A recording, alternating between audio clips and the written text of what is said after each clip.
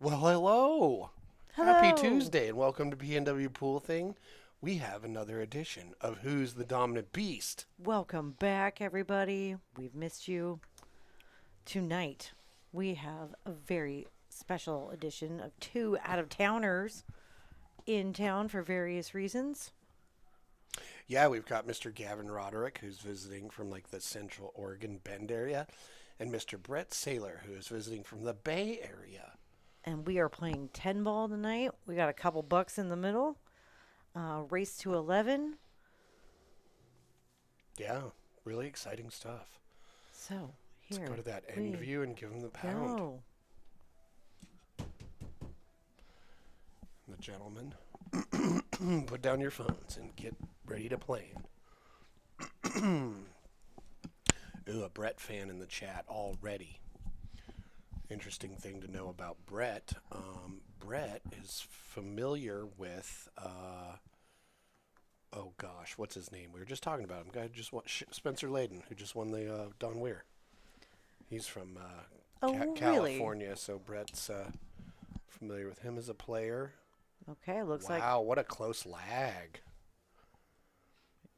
yep, looks like Gavin gets it. Okay, we Okay. are playing winter break tonight. 10 ball. Race to 11. The last time Brett was here, he played against Dom. Yep. Ended up getting the best of Dom. But that was a really long race, right? I think it Oh, was it like was waste of 17. 17. Yeah, which is a prime number. But tonight, Race to 11, race to 11. which is a prime number. All right, let's check Gavin's break. We don't know anything Oof. about Gavin. Real Haven't nice seen him controlled play. break. Oof. Real Ooh. symmetrical break. He sunk that second ball on that left hand side. Also, our first hand flip of the evening. Oh, yeah. Well, I don't blame him. It was such a nice break. How could he not be bummed out about the fact that he stuck behind the seven?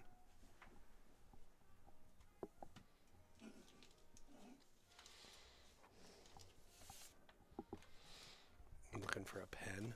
I just had one. I mean, we've got a hammer in this drawer. Well, that's You're not. just Oh, I see it. I'll look at the counter. okay. All right, so done a little bit of a push out here. And he's left Brett a bank on this one. If he sinks the one, I think shape on the three ball is kind of built in. Oh, I And think so, so too. yeah, interestingly, Brett, I think, has not played a competitive match of 10 ball. Okay, so we've got the two ball is down. The six ball is down. And now the one ball is down. Well, natural shape did not work out. Nope. Got after it a little bit. Now he's going to have to kick at this three.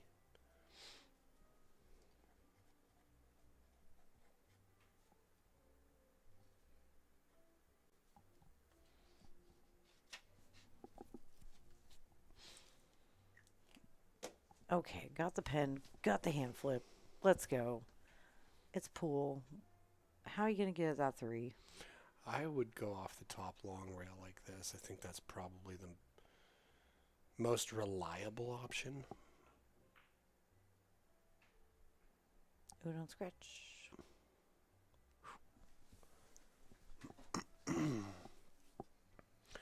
Now he's made good contact. We'll see how Gavin feels about cutting this three into that upper right hand corner and where his cue ball ends up. Because, like, he noticed when he first got here that he was like, "Did you just have this table redone?" And I said, "Yeah, back in late May." So he noticed the cleanliness of the cloth. What? I thought we decided that it was in June. No, because it was right before here. Hmm. Yeah. So yeah, this cloth is approaching nearly 3 months of use. Okay, y'all might notice something new at the bottom. Jesse has upgraded our stream deck. We now have the ball situation to help everybody understand what's happening on the table, and especially with the Dinospheres that we get questioned about. The non-traditional colors. Well, now there's But a ball we're thing. also going to have to like get used to keeping track of the balls soon. So Right. bear with us. Boom. 5 goes down. Oh, that's another hand flip. Did he hand flip due to the... Oh, yep. Yep. Jacked up over the 9. Okay. I'd be flipping my hand, too. My hand would be a dolphin. Gavin is a 624. Ooh. Oof. Shooting tree-topped. Yep. Yeah, 624, so he does have almost 40 points on Brett. However, Brett used to teach pool, and he's no slouch, so Gavin better not be sleeping. University of Oregon. Yeah, so Gavin better not be sleeping. We'll just see. I mean, Brett knows the game. He's taught the game. I don't think he plays as much as he used to, but... No, I don't believe so. And we did learn that this is his first competitive 10-ball match he's ever played. Mm-hmm. But a very seasoned 9-ball player.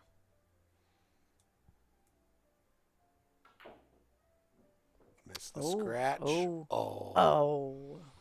All right. But either way, we're going to see some very good pool tonight. Yeah, well, that type of scratch, that's one of those things that is a function of cloth conditions, you know? The spin didn't bite off that cloth the way he thought it would, and it just didn't come back far enough.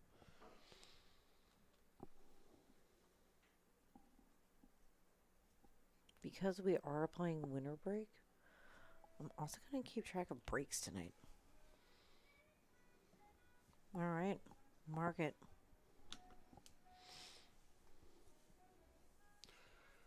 Yep. Yeah, Joel, you're probably right. They weren't playing 10-ball when Brett was coming up. 10-ball became popular pretty much after, Corey Duell had kind of made the 9-ball break so obvious that it was just a breaking competition. Yeah, we got to watch him shoot up at the Don Weir, which was super fun time. And what a treat to watch Corey Duell. Yeah, it's not like he has the most flashy game anymore or anything like that, but he just gets it done, He's got so much experience and knowledge. Okay.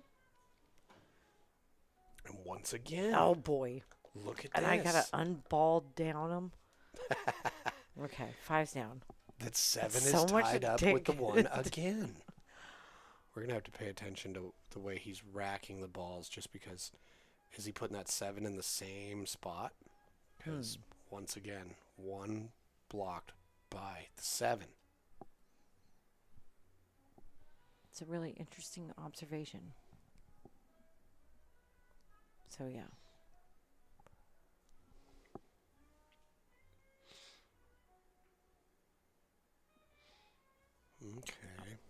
Okay. Nice save.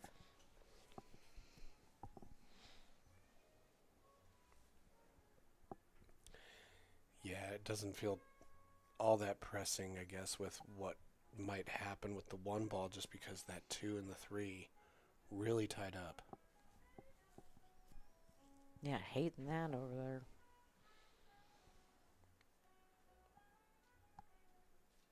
Yeah, no, one thing he could do, come off the 1 ball and send the cue ball down along this bottom long rail to the right. You might be able to use the turquoise and the purple for blockers. This works too. Ooh. Separate them, get some distance. The only problem is 1 ball in front of the pocket.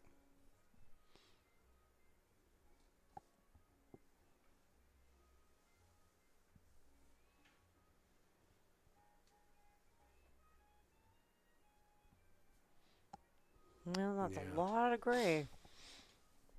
And then that too.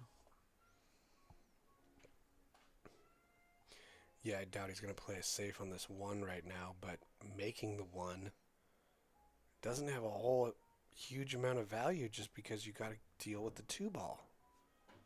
And right now, he can get a thin piece of it, but he's going to solve that problem for Brett.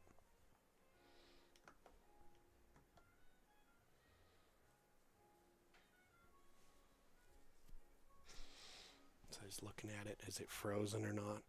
And the reason being is he may be considering playing it off this bottom short rail and just rolling up into it. So they're still tied up. Nope.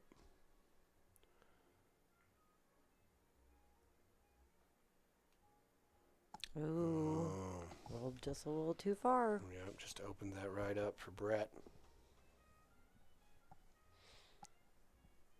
We get to see how Brett plays this too, considering the fact the cue ball is probably going to be hitting the 3.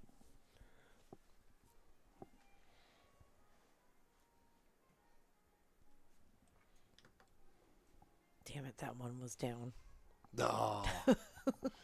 Well, we're going to have to get used to dealing with those. I know. Are you planning on helping at all? I should, right? I know. Basically, I just created more buttons for you to have to push. I know. And I'm keeping, like, stats. Like, how many more jobs can I do? Put a little bit more front and center.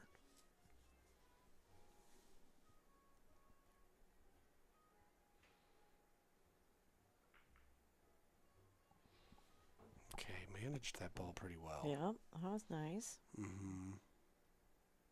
Got that 3 off that rail. Give it a few more options.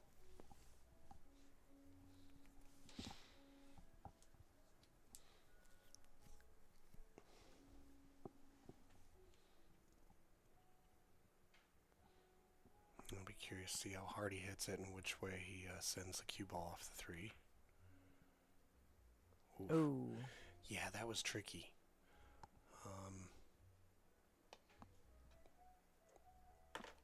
It's one of those thoughts where it seems kind of ambiguously like, is it going to scratch or not? His leave on the 4 was great. Mm-hmm. Could have been a situation where he was playing that cue ball so much he forgot to watch out for making the ball. Okay. Gavin going a different direction with that 4.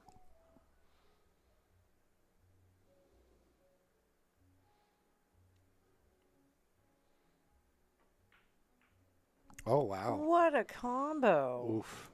That 4 ball sure did dress up right, didn't Yeah, it? that was real nice.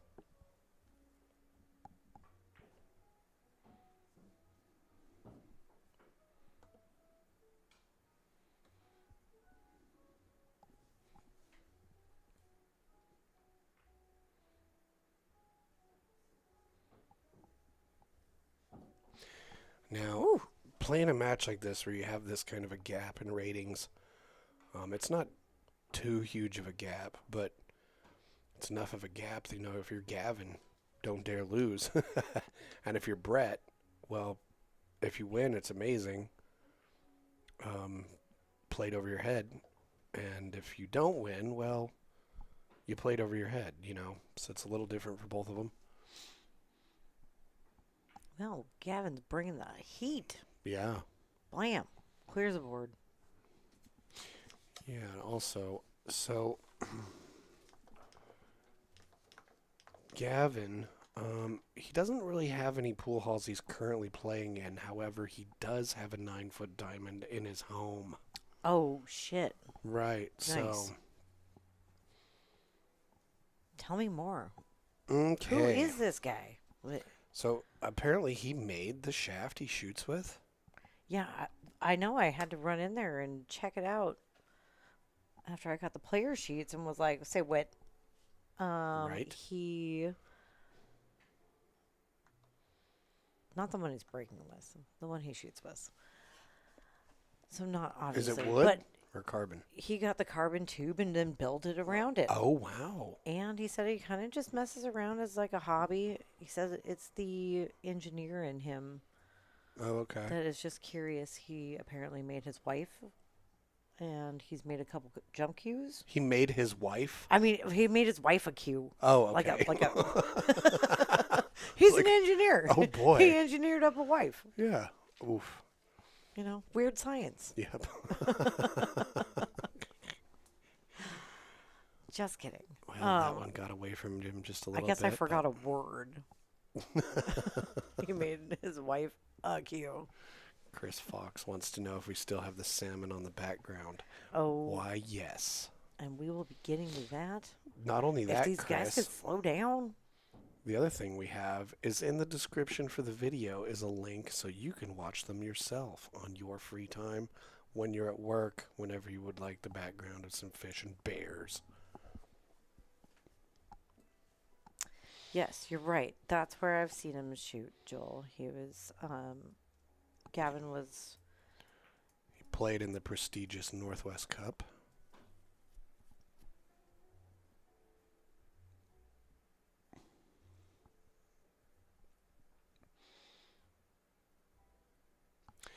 Yeah, no, Brett's an outdoorsy, athletic guy. And, you know, being in great shape really does extend itself to having a calm, collected demeanor at the table. So I think you're going to notice that about his game.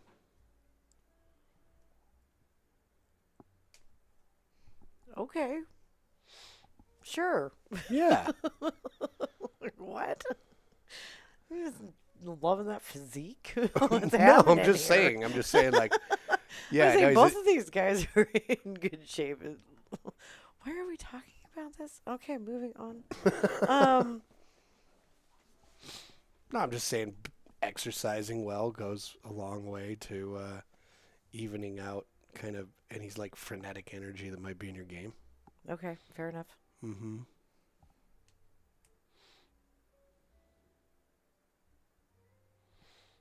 Ooh, I wonder if he'll try that. Make the 10 off the shot. Nope, didn't need to. Oh, but nice getting it back to the other side of the table. It's a little bit steep of a cut. It is, but he's got plenty of room to like not have to be too concerned with the angle. I just don't want to scratch in any of these right-hand corner pockets. But yeah, you can feel free to just make it and let the cue ball bounce a little bit. Boom. Bounce a little hard. Yeah, but it's 7-foot But table. Exactly.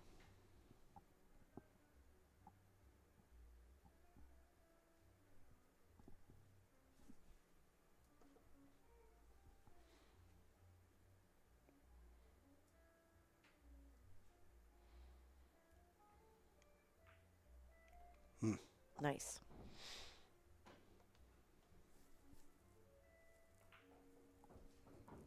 Okay. Very nice. 1-1.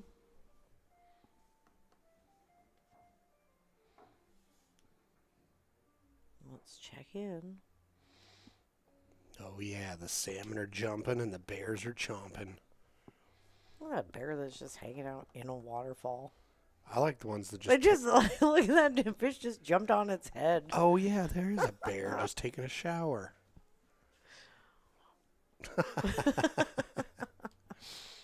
Yeah, you also get bears just taking a nap in the river, just laying their head on a rock. Yep. Pretty great. We love our nature cams here. Was it 1-1 or... Yeah.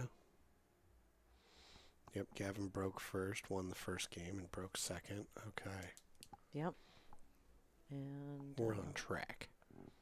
we know what's happening.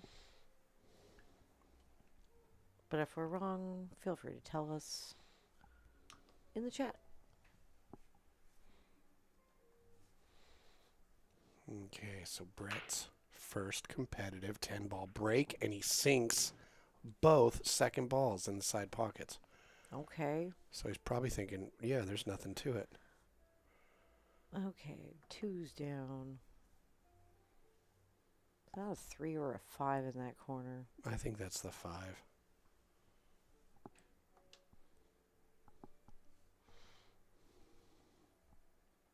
Yeah, I believe so.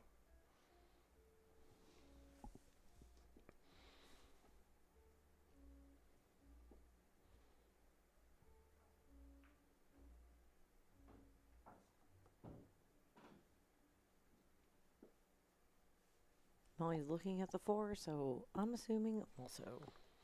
You know what else is interesting about Gavin? He plays with a Kamui hard tip.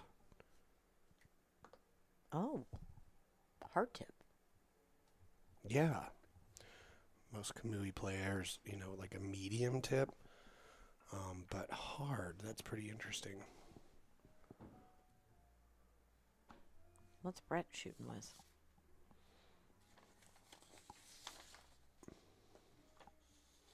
Kamui super soft. So Ooh. both Kamui players, but huge variety in tip densities. And a Sheldon LeBeau. Mm-hmm. Shout out Sheldon LeBeau. Brett has a 9-foot diamond at his house as well. And the pool hall he frequents is Family Billiards in San Francisco.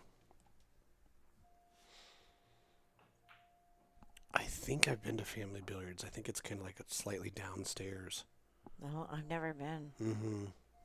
If that's the one I'm thinking about, I'll have to ask him about that.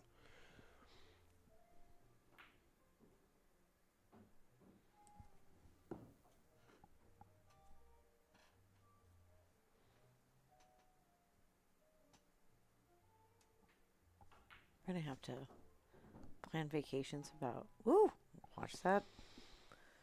Draw scratch.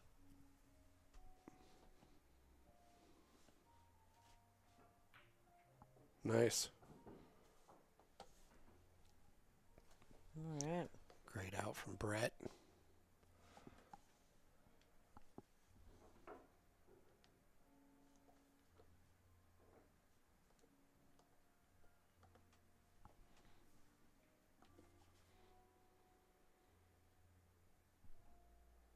FTMF, dear. Yep. Yeah, so Brett shoots with one of Sheldon LeBeau's cues.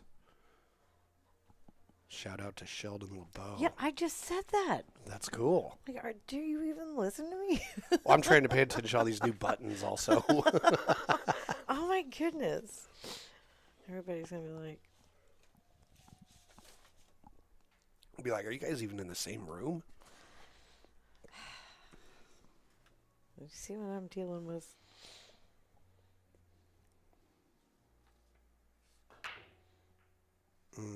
Got that 4 ball and a scratch.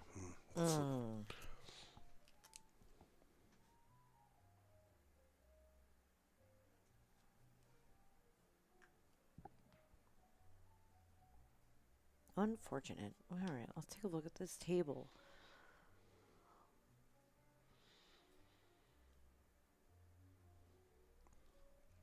Okay, I mean... Yeah, everything seems like it's got a path to the next ball. I mean, maybe the 6 to the 7. But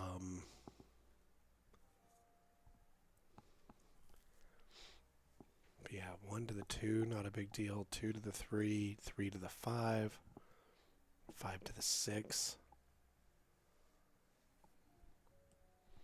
See all these routine maneuvers until you get to the 6 to the 7. He's going to have to move his cue ball a little bit.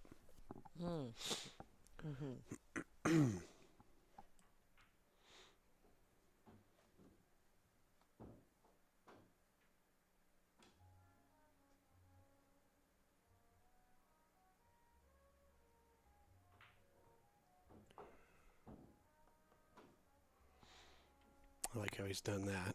Yeah, that was nice. Come around the table. Don't even have to move. Now, he might have liked to be a little bit more to the right so the cue ball goes towards the 6 off this shot a bit more, but... Ooh. Ooh. We're going to see if he rolled too far.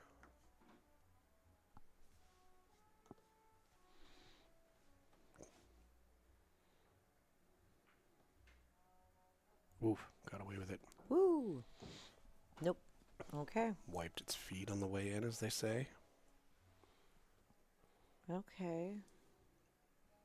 Gotta bank that 7. But you also gotta get on that 8 with banking that 7.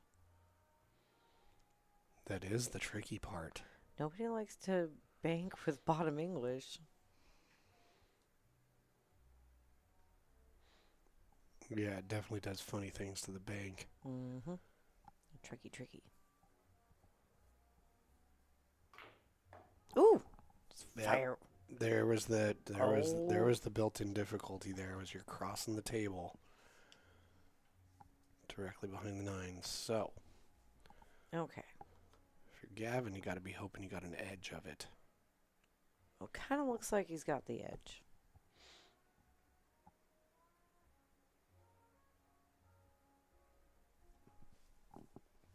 That bank was a freaking rocket shot. Mm-hmm.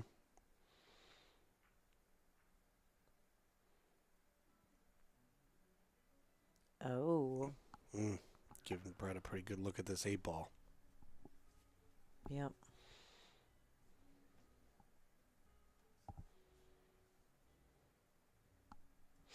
We got a Triple G in the chat.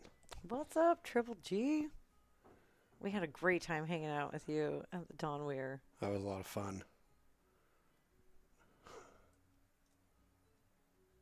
What a fun tournament. Great group of people.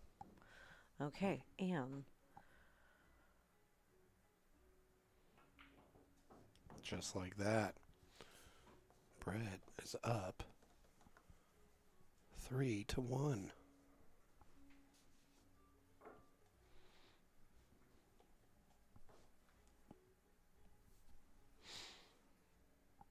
Man, it's like a fish popsicle.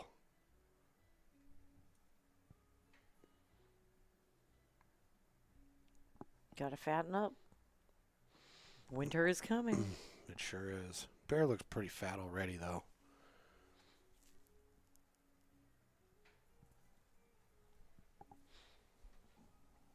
I wonder what the percentage of weight a bear loses over the course of a hibernation. Like, do you think it's a third? Do you think they lose a third of their weight? I don't know. Maybe like half. Wow. I don't know. I'm That's just fun. speculating. When you lose weight, it comes out of your mouth. Like you breathe it out. Isn't that interesting?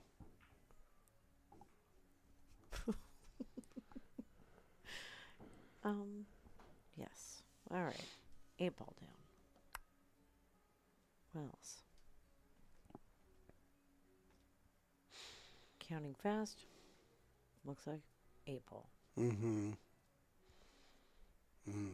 Now, this ought to be a tricky shot. It might be thin enough that in order to make it, he cannot hold his cue ball for that 2 where it is. I mean, maybe he can. Probably can. He did. Yep. Nice touch. Nice little finesse shot there. Mm-hmm. Speaking of finesse shot, this one's going to require a level of finesse as well. Yep. Gotta follow it. Yep. Oh, and he's done a great job. Yep.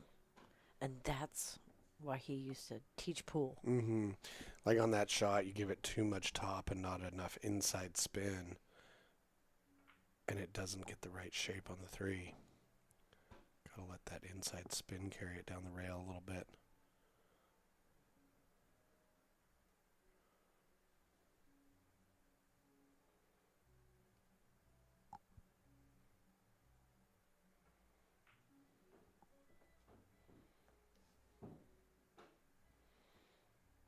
Oh, Brett's looking good here.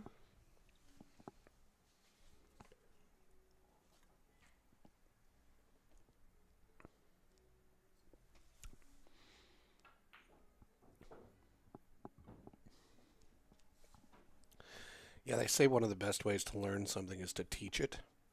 Yep, gotta play pocket speed here. Yep, so Brett, having taught pool telling people about their fundamentals, keep your head down, follow through well. Well, it definitely seems like he's learned that extremely well himself from doing that. Yep. He said he played very heavily in the early 2000s and then took a break until just a couple of years ago. Mm-hmm.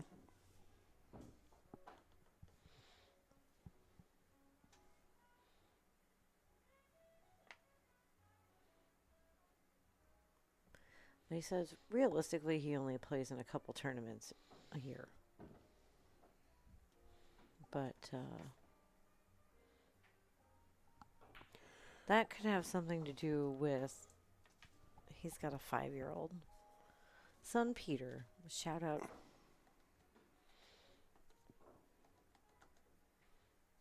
Well, that's pretty cool. I did not know. I don't think I was aware of that last time he played here. Which What? I'm really surprised. He's a dad? Yeah. That's pretty cool. Yeah, because he was playing Dom, and Dom... Is a dad? Yep. A lot of people are dads, Jesse. Right? We're at the age of, Fatherhood. motherhood. Mm-hmm. Having kids. Raising them kids. Probably got some.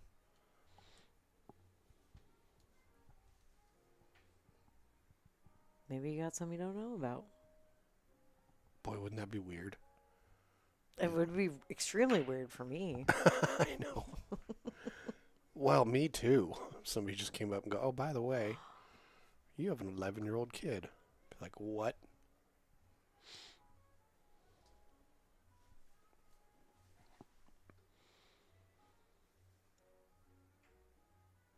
Okay, made that side ball again.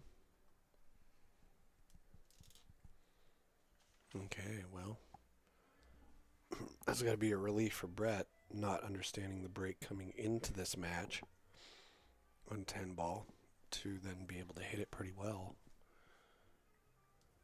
Gavin was probably like, why are you telling him how the 10 ball break works? No, he did say.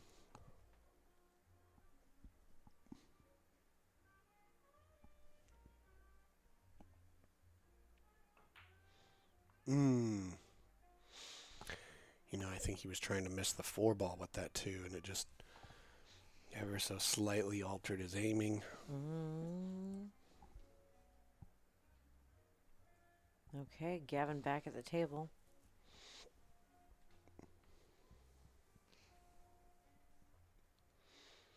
We are playing winter breaks. Oh.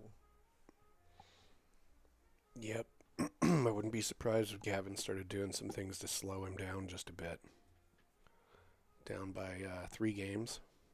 Early in the match still, but nonetheless. Don't want that gap to get too big.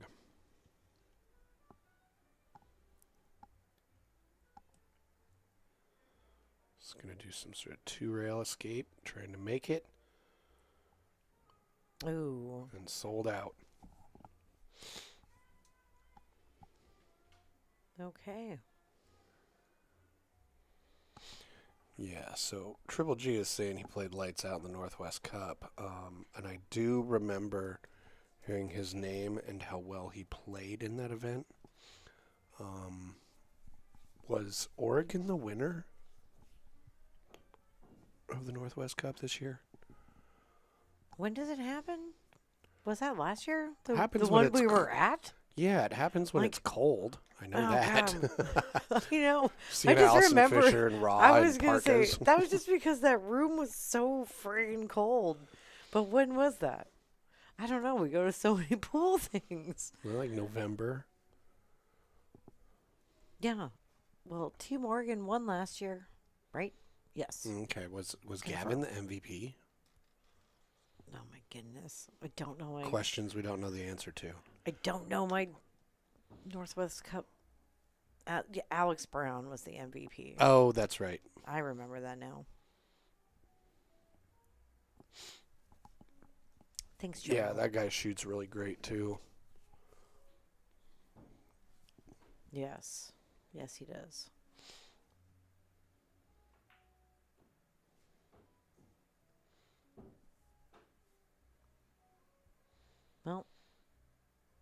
Brett showing us that he's a rotation player.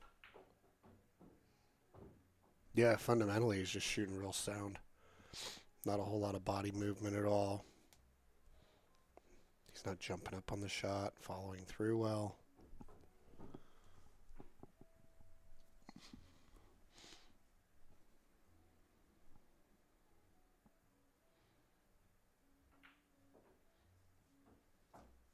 Yeah, it doesn't even have a lot of elbow drop when he shoots at all either.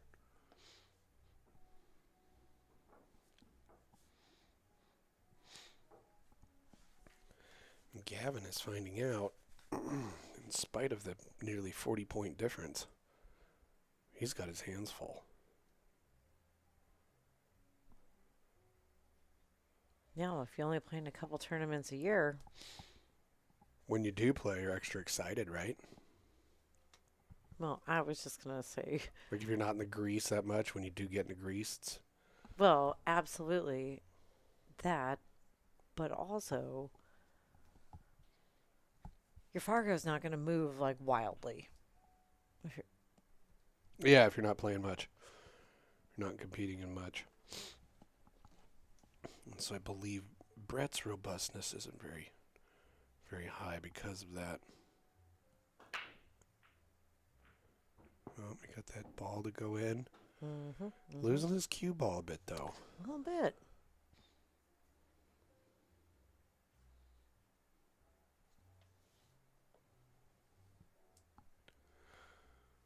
Yeah, Joel was saying he has less than 400 games in the system. So yeah, just not playing a whole lot, not competing a whole lot. Well, he's busy.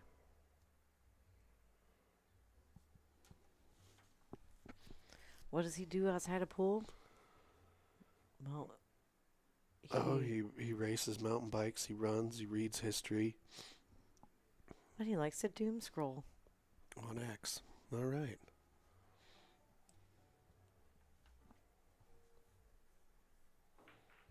Well, I'll tell you what, if you're a student of history, I'm sure that it's kind of a fascinating thing to watch happen, right? Mm-hmm.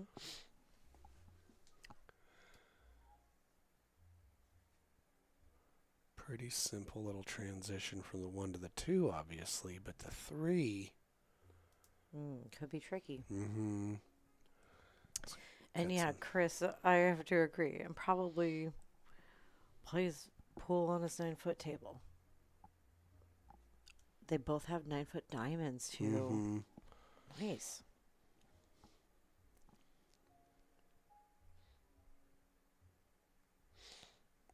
Yeah, so making the balls, having the shooting accuracy, not necessarily going to be difficult for these guys.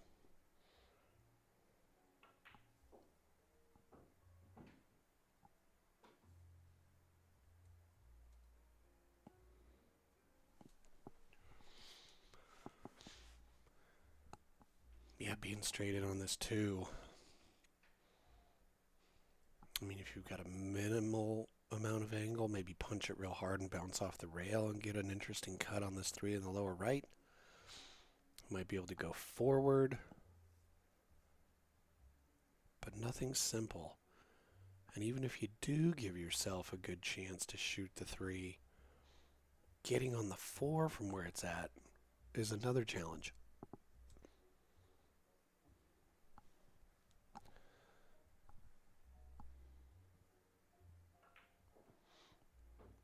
Oh, did he get there?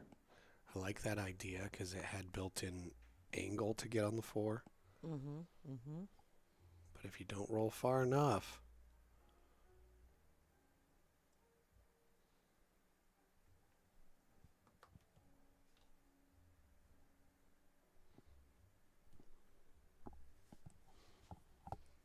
And he did not roll far enough.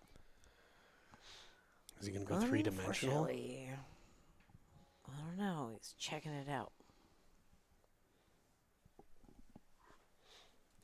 Well, that's also another interesting thing, like knowing the era at which he was spending most of his time playing pool, how much the game has changed over the years that he has not been playing as much. Probably not as familiar with the jumping.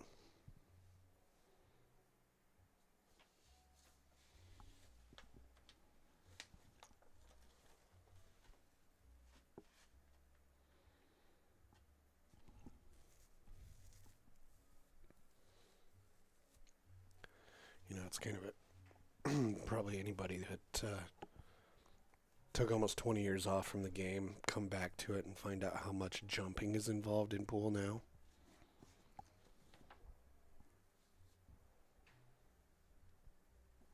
Yeah, it does seem like a lot. But Right? I'm not a jumper. I like to kick at things. Yeah, we were just watching the Florida Open, and yeah, in the finals, some of the jumping that was just going on, it's the shots and accuracy they have with the jumping and the cue ball placement afterwards is just It's friggin' wild. yeah.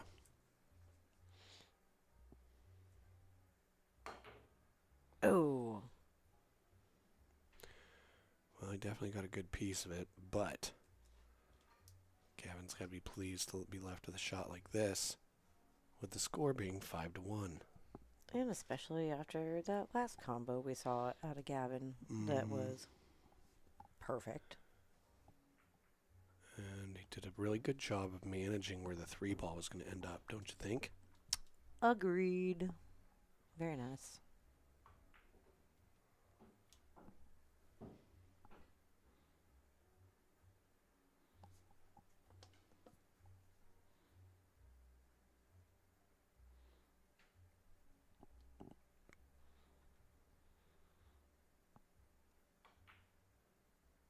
Oof. Oh no. Yeah, I was thinking that was a tricky shot because if he Gotta draws rattle. above the 6, you're worried about scratching.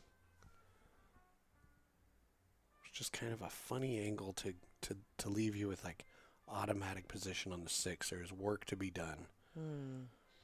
Part of that work was not scratching.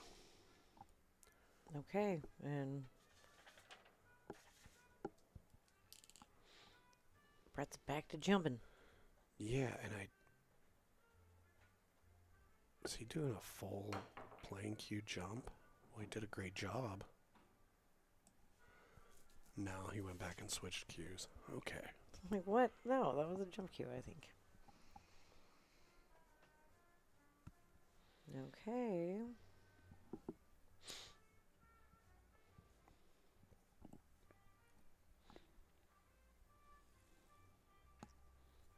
We'll see how he's feeling with little delicate shot, because I think there's a shot at the 6 in that upper side. And I think you can hold it for the 7, but Oh. yeah, he wasn't feeling comfortable with it. And good news for Brett, cue ball is on the rail. Yep. Gavin's got a real tester here. Pocketing his ball with the speed to move the cue ball to get shape on the 7. Ooh. Going to be tough, so he may leave it for a bank. Nope. Oh. Yeah, see, he had to put some boogers on that ball to get it to move for the 7, but But, I mean, he did get right back in line for the Yep. 7. but Yeah, sure. at the expense of accuracy. Bummer. Okay. Back to Brett.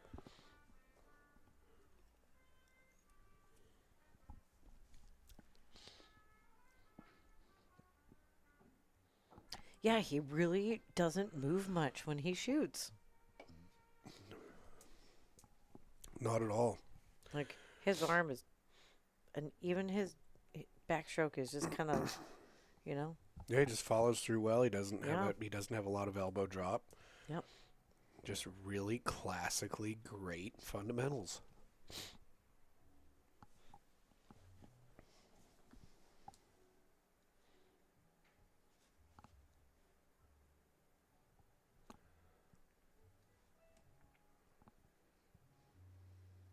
Can't scratch. Got to move the move down for the 10 ball. Oh, Oof. that was a tricky angle. Got to decide, are you hitting the short rail, then the long rail, or long rail, then the short rail? He went in between the two. Mm-hmm.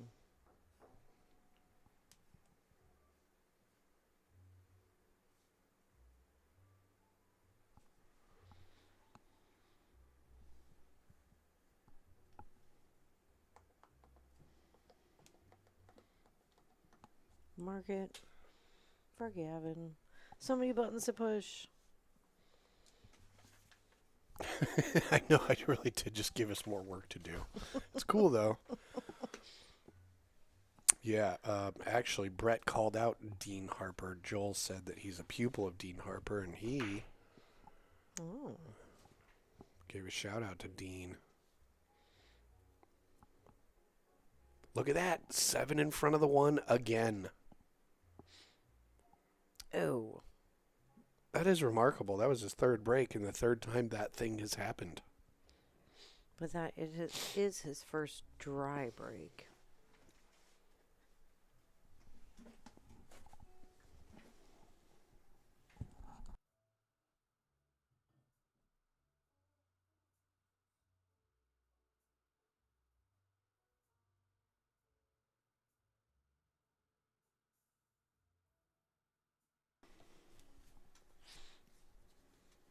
Okay.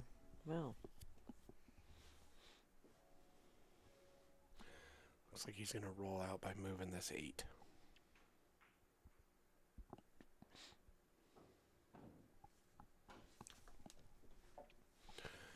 Is Gavin going to take this or give it back? He's giving that back. Giving it back. And we're going to see Brett jump again. Yep. I don't think he intended on making that 8. And he may not have even been intending to get behind the 2.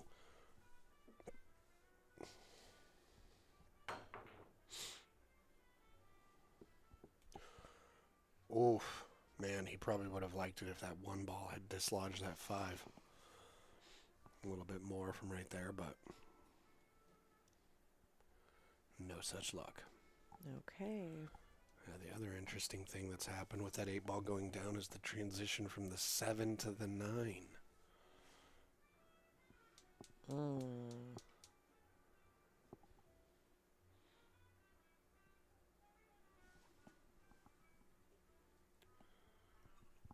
Yeah. Yeah. Side, corner. Draw back. Roll forward. That 6 is... And that 5 was just a little bit outside of the pocket. I know, that 5 sucks. Otherwise, the 6 kind of sucks. If it was a little closer, he could have shot the 1 off of the 5. 7 to the 9 kind of sucks. Yeah, we got some decisions to make, some cue ball to move. Right? Yeah, and that 4 ball's too close to that bottom long rail to sneak under it, so where you put the cue ball off this 2 is a big consequence.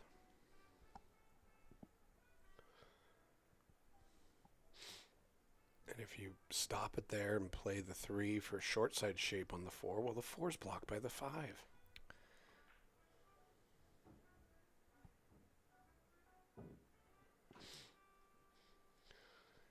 Yeah, Chris Fox, the mystery from the 5 to the 6.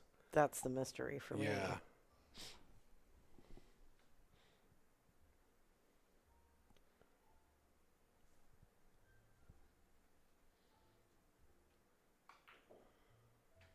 Oh, he tried to get it. Maybe he was. I think it was more likely he was trying to get this shape on the 5. Because now he can just kind of come off the rail and head up that way, but it caught the point. Oh, no. Unbelievable.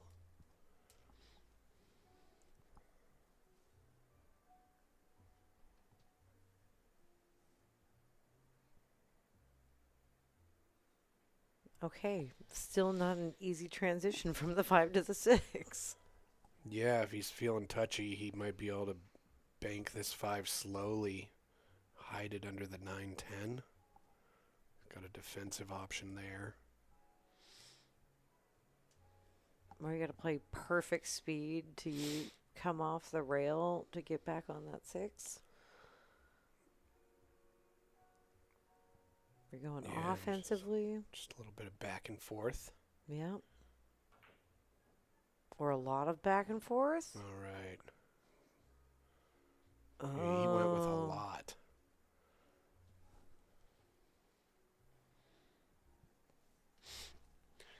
And the back cut bank into the bottom side is a touchy shot.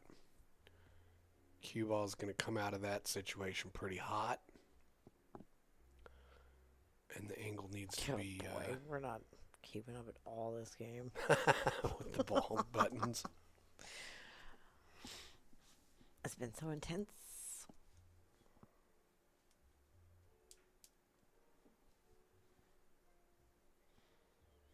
Yeah, we're going to have to hire a production clown just to deal with the ball thing at the bottom.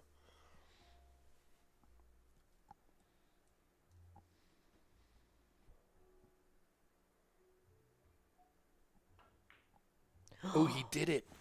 Cue ball came out of there hot, and I think he's got a look. Now, what a shot. That was nice. So that was a really great shot. He's not hampered by bridging, by anything, whatever. However, if he cuts it to his left into this bottom left corner, now the bottom right corner, he's got to check the cue ball a little bit to hold it on the left side of the table for a look at this 9. So yeah, he's going to put a little bit of inside spin on it.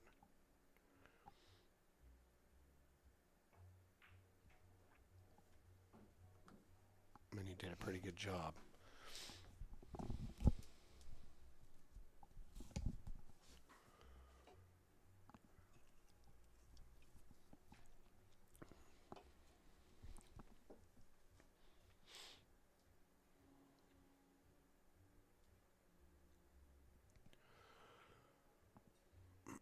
Okay, going for that again. And that's why those shots are kind of scratchy. You got 2 corners you can scratch in, you know. You got a hand flip? Well, I can understand why. Okay. And I will be right back.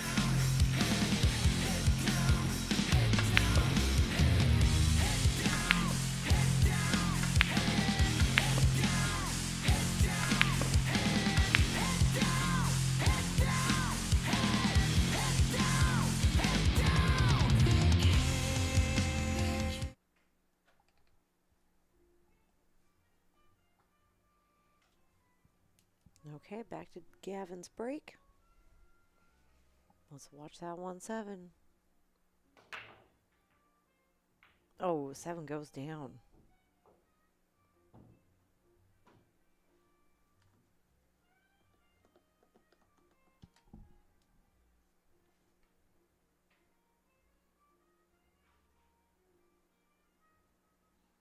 Still has a problem with the 1.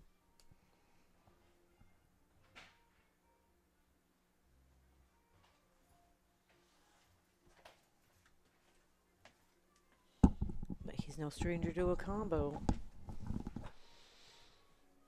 Ooh, doesn't quite get it this time.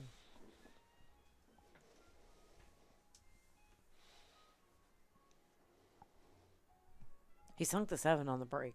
Oh, so it didn't block the 1 this time? No, but the 9 did. Oh, really? We're going to have to pay attention to... which ball it is. in the rack.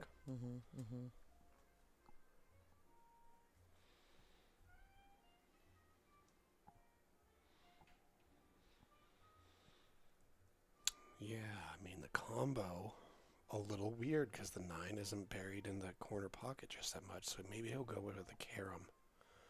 But he's got to maintain control of the 1.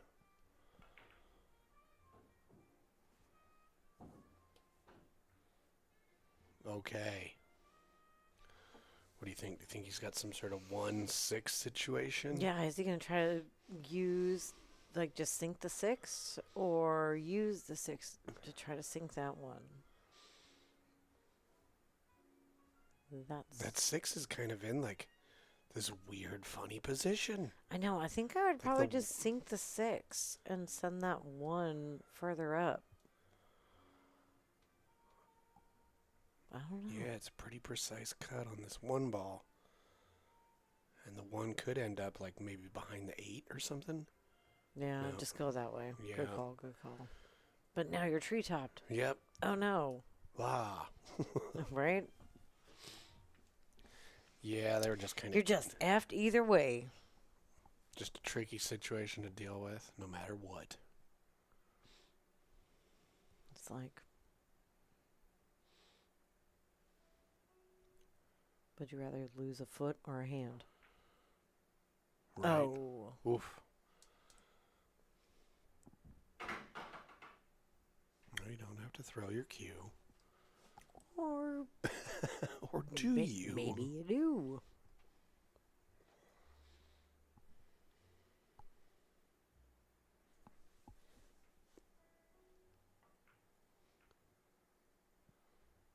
Oh, it doesn't quite get there. Mm.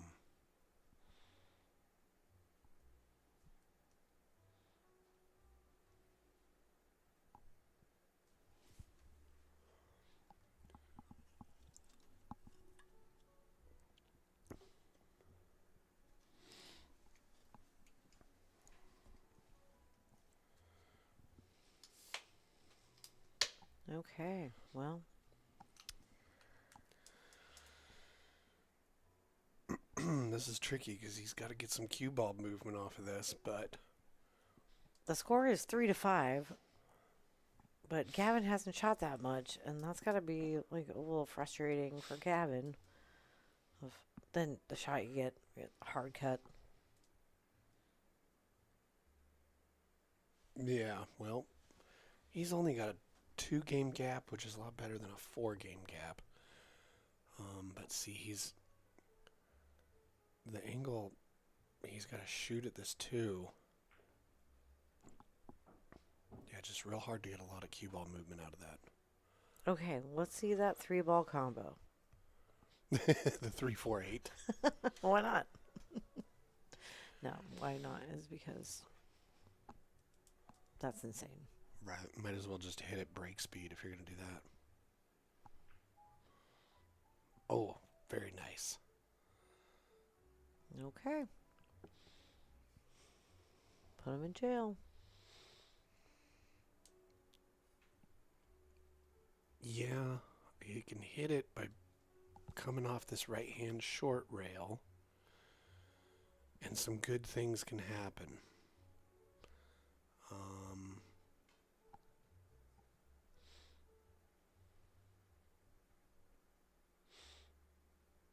Yeah, I think if he hits it correct, or if he hits it so that it ends up on,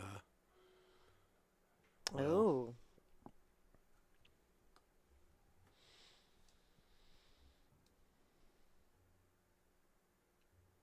mm, Well, he no says rail. no.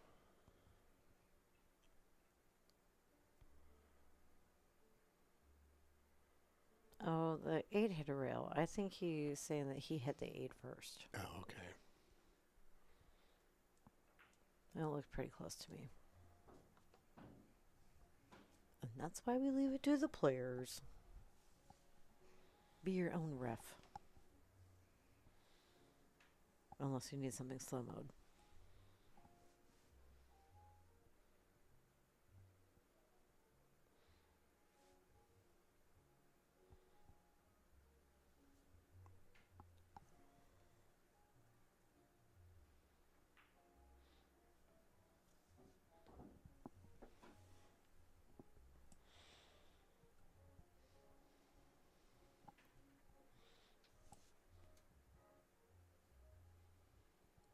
Okay, looking good. Yeah, he just has such an even-tempered game. Yep. You know, Yeah. no erratic movements. You know, kind of the opposite of Spencer Layden. I mean, Spencer plays phenomenal, but kind of all over the place with energy. You know. Oh yeah, he was really energetic. Oh yeah. It like I enjoyed watching him at the Don Ware, like from across the room or like from the bar. Um, when he would take those big strokes in the straight up in the air, it was almost like the equivalent to playing like air guitar or something, you know. Mm-hmm. Oof. Oh, That was interesting. I didn't expect him to do that. I also was very That was surprising to me too. I thought he would for sure take that in the side, just kind of roll out, come back around, Well, dink that other one in, and take the 10 in the top left. it appears as though he might have been somewhat apprehensive due to the side pocket. Mm. Oh, blam. That's what I call a stop shot. Yep. Okay. Gavin picked up the pace. Seemed like he was a little peppy, being left that out. Yeah. Now we'll have a score of 4-5, which Brett was up 4-1, right? Yep. Yeah. So he's got to be like, goodness, the fortunes have changed.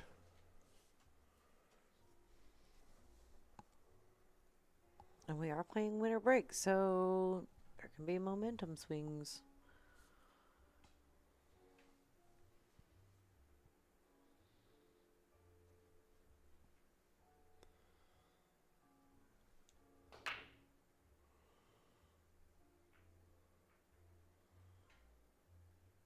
Oh, hand flip.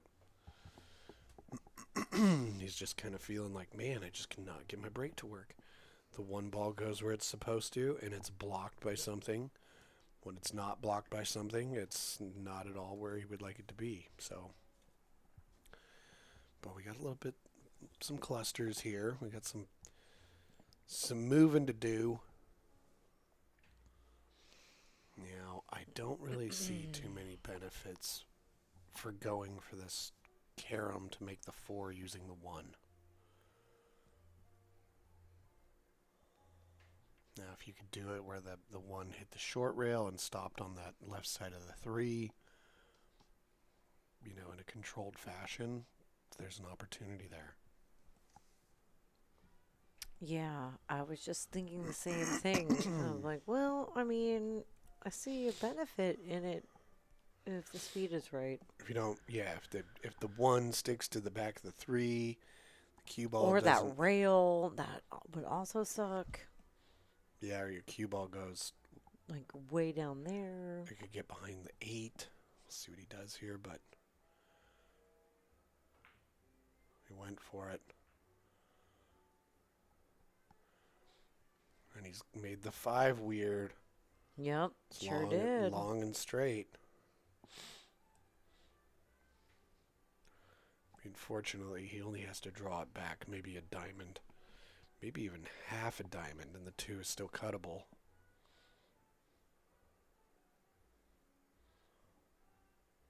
And then there's the 5.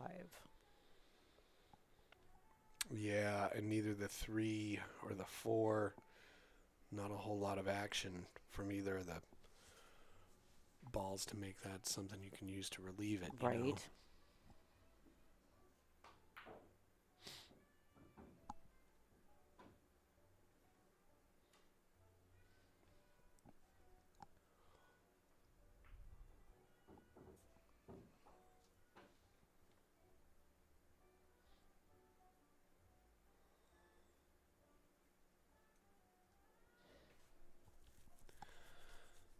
The 5 ball's just been a little rascal these last few games, huh?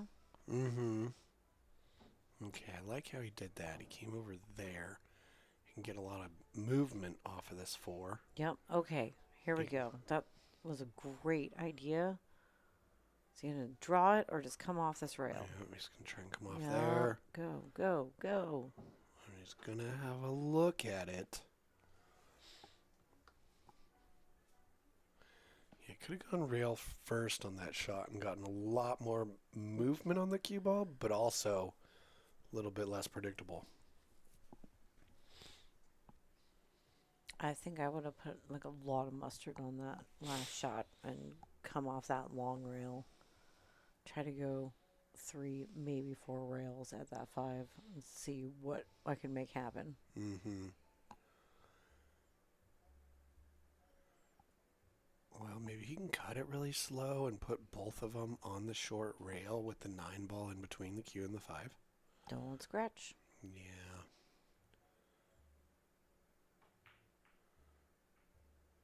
Okay. Okay. Nice little containing safety we got here.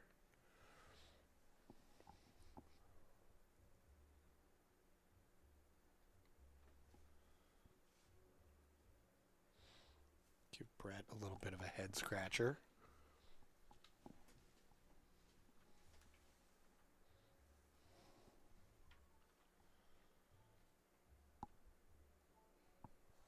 Yeah, nothing super obvious on the offensive side unless you're just going to ride that rail all the way up.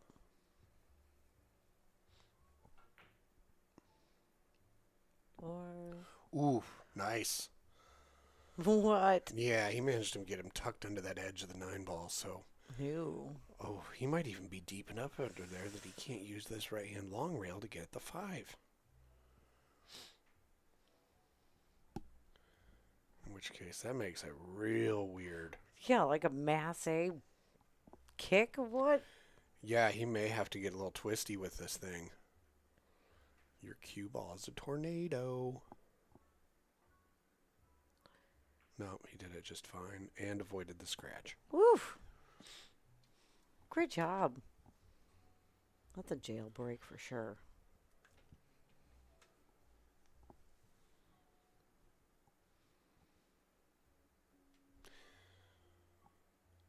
All right, Brett. Let's see, hide this one somewhere. Don't think it'll be too difficult, but if he can bank it down there to the middle of the short rail,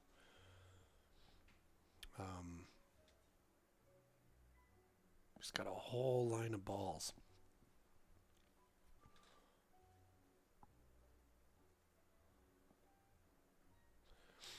You know, put either the 5-ball or the cue ball on that right-hand short rail in the middle of it. Oh, man, he was... That was going to be good, but he just caught the point. And it kicked it back. Thought he was going to maybe scratch there for a minute.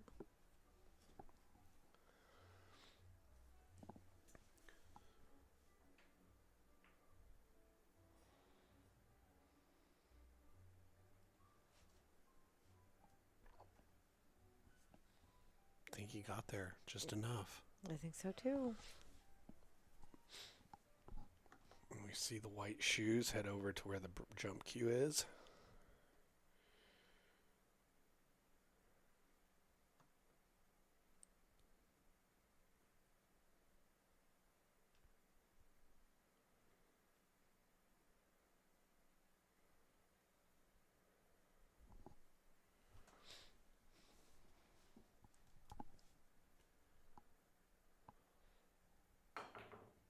Oh. Oh, he's gotten away with it. Oh my goodness. Oh.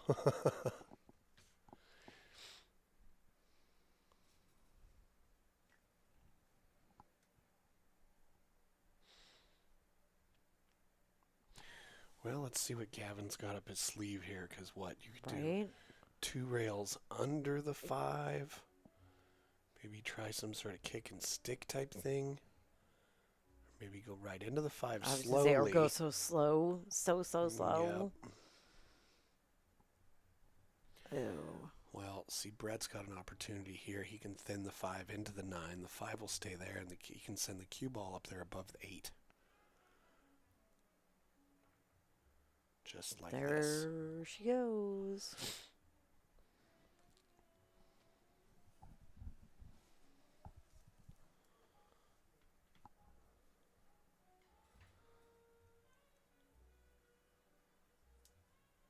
Yeah, no, I'm sure that they have discussed it or they're looking at it.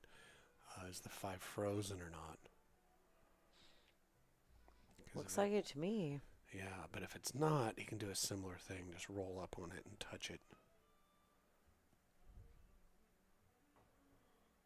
Ooh. Oh. Yeah, I think the speed with which he hit it suggests it was frozen. Just missed it too. I know.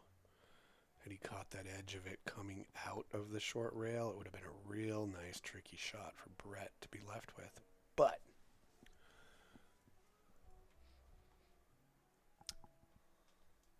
instead, Brett gets ball in hand, and we're going to see a combo. Goodbye, 9.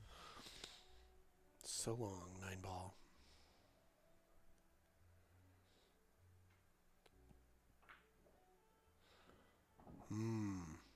Okay.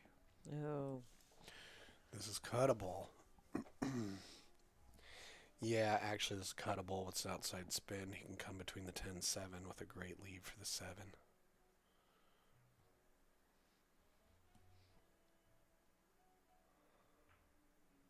And there it is. Nice.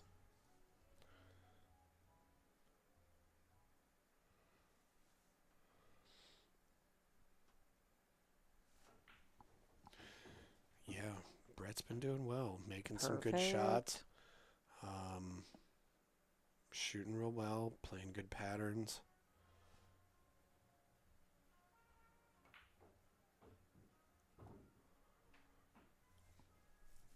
And perfect. Yeah, giving Gavin a pretty good challenge.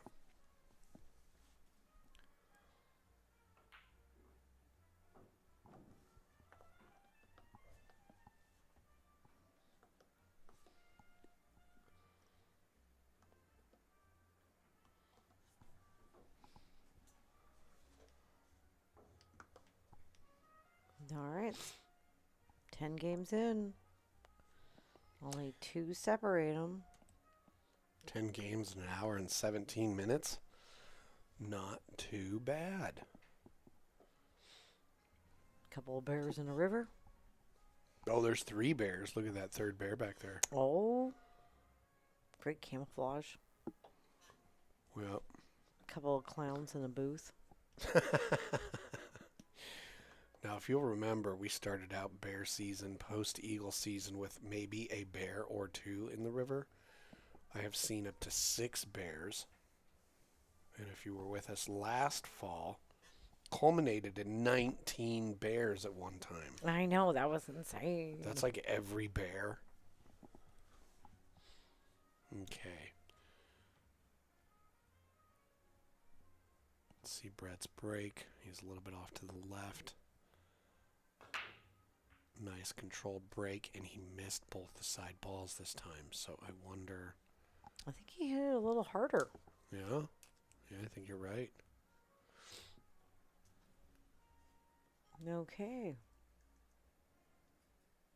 Gavin up on the table with a shot on the 1. Here we go.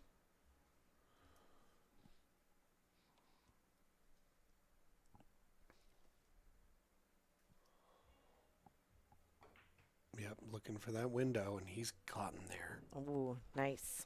Oof. Cool. Yeah, it was definitely, indicating with his hand he wanted it to slow up a little bit to maintain easy access to this cue ball. Looks like he's slightly hampered by the 7. A little bit.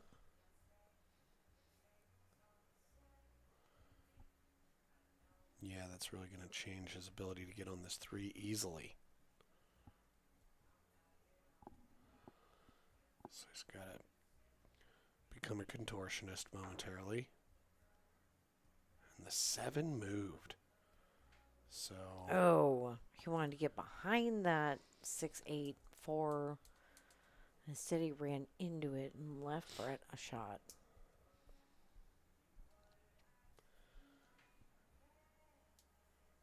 Yeah, I can cut the 2 into the side and crash into those.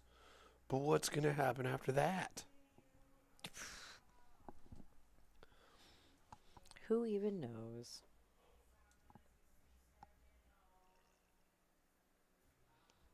Well. Oh. Oh, yeah. I like what he was trying to do there, trying to come off that mess over here to the top side of the 3. He broke it up. He had a shot on the 3. And sold out. Yeah, didn't make the 2, but what more could he ask for? Yeah, I mean, except for making the 2.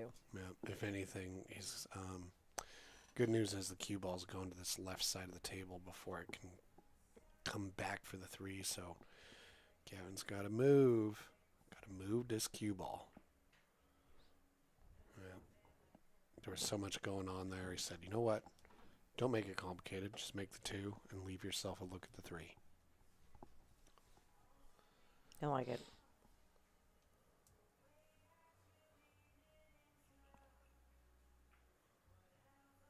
nice cut. Yeah, that was real nice and good Ooh. shape. Yep. And bumped that 6 He hit that out. 3 so well. Nice. This rack is within reach for him.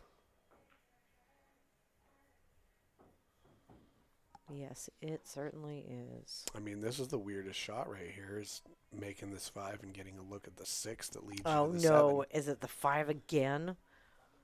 7.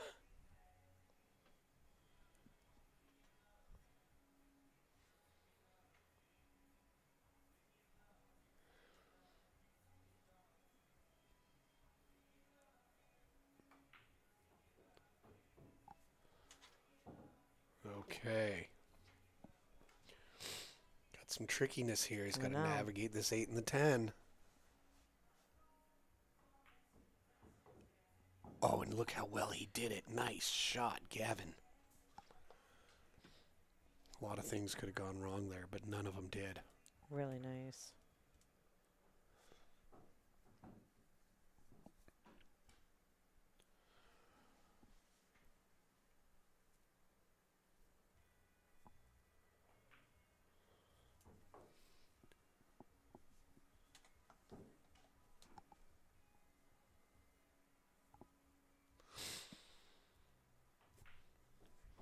All right, Gavin looking to bring it back within 1.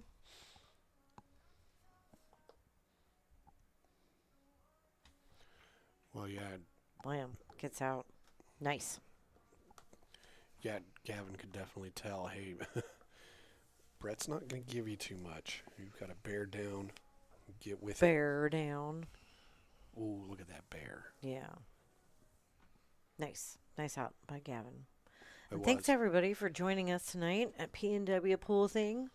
This is our home. We stream out of Vancouver, Washington, here in the beautiful Pacific Northwest, hence the PNW part of Pool Thing.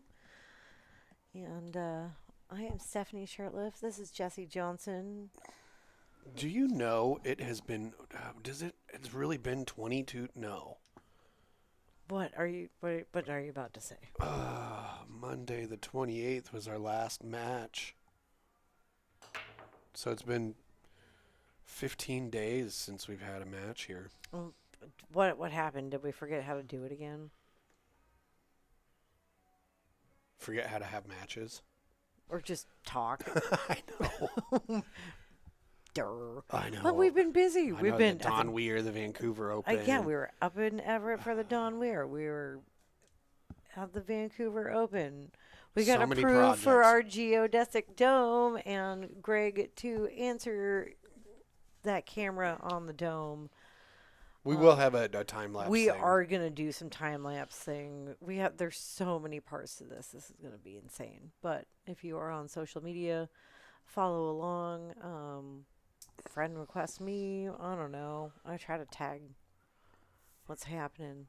Keep everybody up to date. We got a lot of irons in the fire right now. It's very true. Summer is busy. Ooh, look at this. Using the 7. But, the bad weather's coming. So we'll get back to having lots of matches again real soon. And we do have some good ones coming up.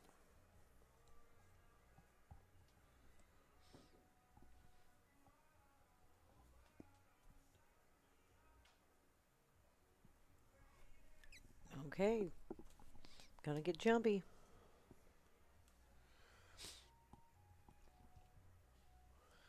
This is Gavin's first jump of the match, right? Solid hit. Yep. Is it going to get behind the 8? Oh, it's going to go too far. Oh. Well, there's still work to be done.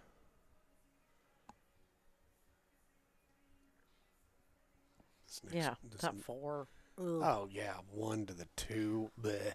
I know. 2 to the 3. Bleh. 6. 3 to the 4. Bleh.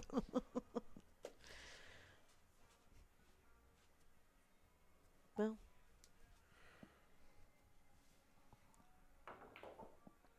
Let's see what old Teach thinks about this.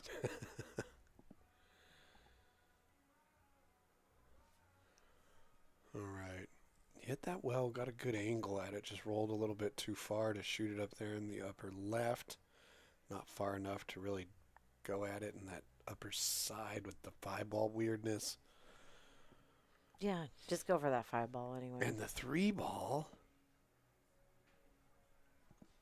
Or carom and sink the 5. Where's your 2-ball going to go? And how are you going to get shape on the 3-ball from that 2-ball? He's banking it, I believe. Nope. I was so wrong. Why would you bank something when there's a very obvious combo that's halfway in, halfway down? Because it looks cool. Because you just love to overcomplicate everything. It makes me happy. I'm like, why take one step when you could take 8? Right. Why did you add prosciutto and ham to your bacon feta apple cheese quiche when you just need the bacon? Actually, I'm never going to turn down adding prosciutto. Prosciutto's pretty salty. It's delicious.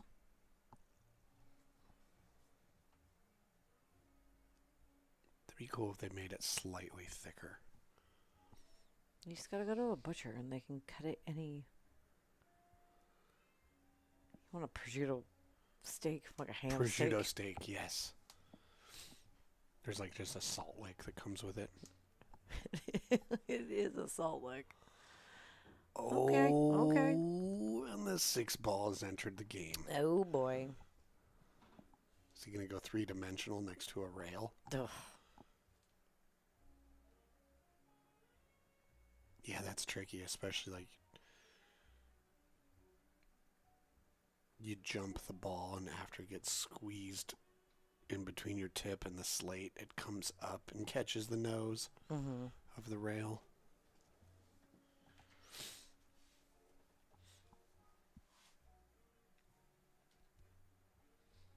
It's going to be a fantastic jump if he jumps this and makes it. Oh. Yeah. The rail got involved. But he's gotten away with this. I know. Look at this. Although you can kick on that. Behind that 9. Yeah. We might have a bit of a kick and stick opportunity here.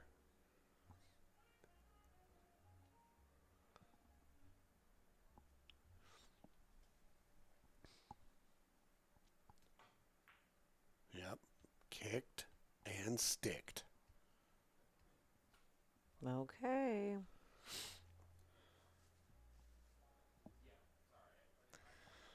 It's pretty close to a pocket, though. With an easy...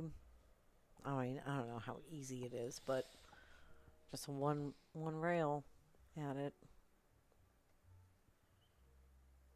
Yeah, that's probably the right thing to do, because unless you're really good at your close range jumps, that's a little bit nervy.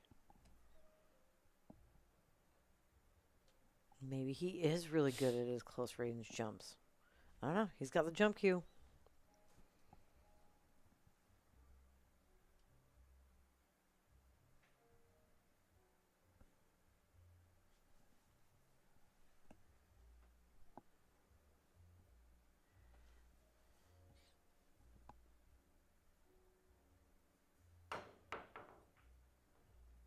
Ooh, but he did not have it. Well, to be honest, if I was going to go from the 3 to 4 here, I would much rather have ball in hand. So, For real. right? Because that's a low. That 4 is wonky. Mm-hmm. Especially if you want to try and use the 4 to get on that gray 6. Yeah, this rack has been tough. Mm-hmm.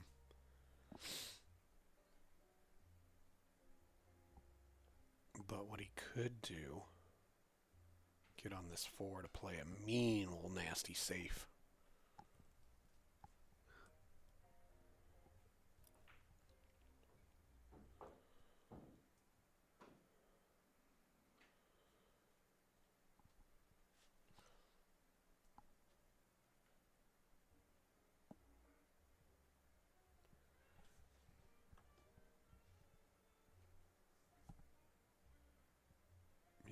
may just have a nice little angle to just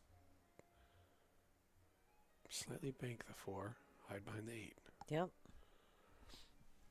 It's rolled out. Oh. I mean, it hasn't rolled out to some sort of glorious, I know, wonderful like an lead for easy Brett. shot. Yeah, but... Wow, I can't believe how nice of a shot that turned out to be. Yeah, so it didn't exactly sell out, but it's not going to get a ball in hand off of this.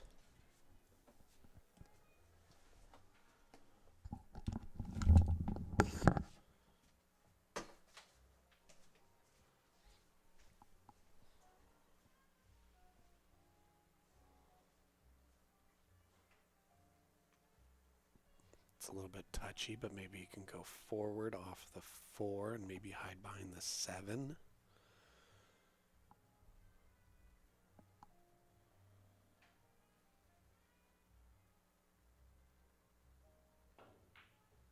Nope, goes for the cut.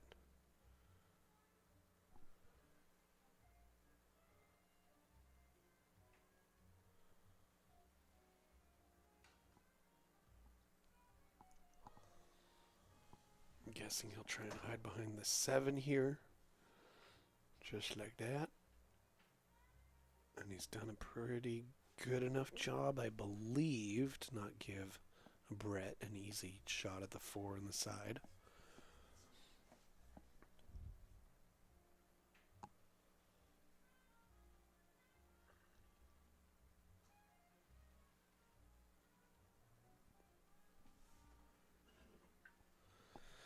Even if he has an edge of this 4, it's going to be kind of hard to lock him up.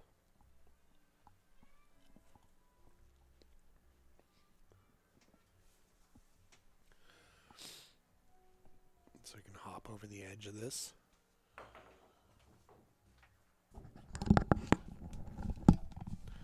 Managed to get out of that. He was able to hop over the edge of the 7, make the 4. And he didn't get stuck behind the 8, fortunately for him. Oh, and he has a look at this 6. He does. The 6 It's is a off. long shot, and it's off the rail. It's off the rail, fortunately.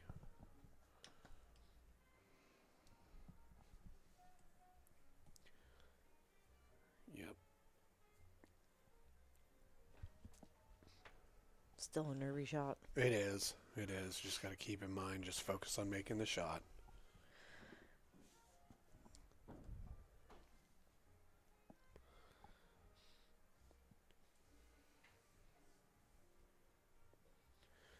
And although he's overrolled his position a little bit, making the 7, cue ball will carry around the table for a good look at the 8.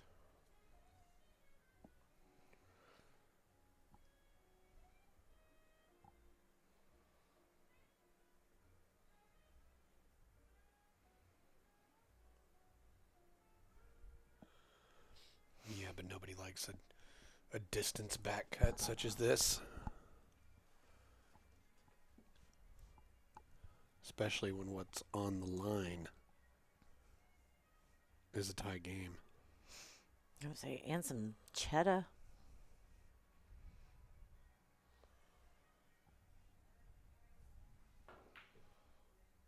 Oh. Oh.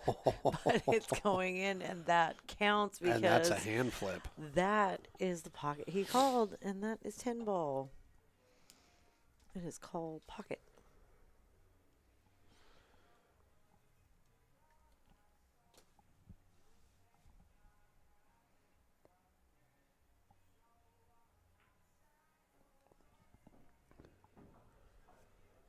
Yeah, that was wild. That was.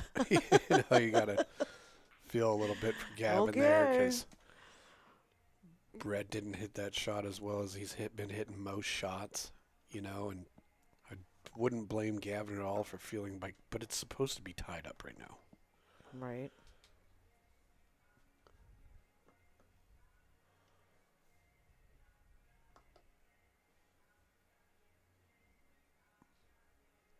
Well, That bear's making me want some sushi. I haven't had sushi in a while.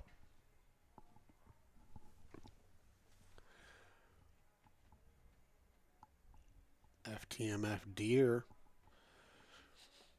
Summer deer. It's got a hat on, got some shades. It's hot today. How y'all doing out there? Staying cool? Thanks for tuning in. If you haven't already, like and subscribe.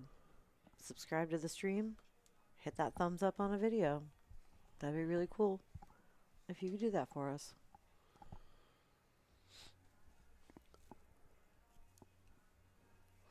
And by us, we mean the community at large. For pool. Yeah. Do it for pool. If you don't like us, well, fine. Do it for pool then. Oh, he got the That's 6. fine too. Oh, what a break. It was nice. Lost his cue ball a little bit. And that's going to prove to be very important because look. Ooh, that too. Mm-hmm.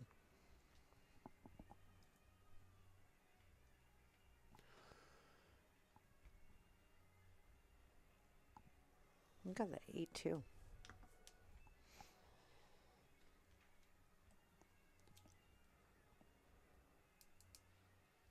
Yeah, making this 1 really doesn't do you a whole lot because that 2 is in a silly place. One thing he might be able to do is bank the 1 ball, try and nestle it up against the 9, and roll forward and hide the cue ball behind the 4.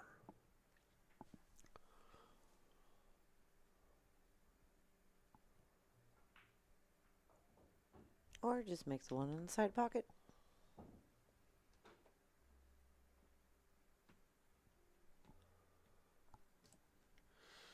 Nice, Doug Woo with a good nanu.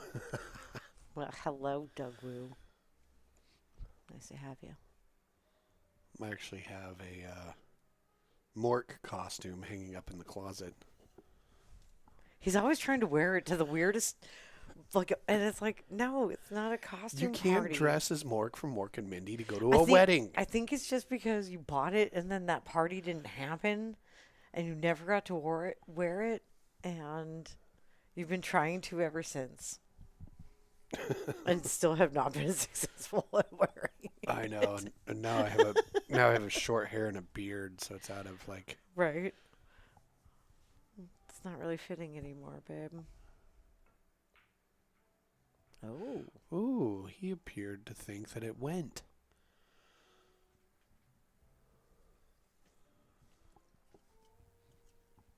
And Gavin's just looking for opportunity. Yeah, now if he can kind of pinch this and hold it, I think he might be having a good angle for this 3 to get on the 4. Just got to scratch. Just got to not scratch. Don't do it. Good speed. Ooh, Get there, get there, get there. that was real Ooh. nice. Sweet. Close to his work. He's going to have an easy time getting shape on this 5. Okay. Looking good.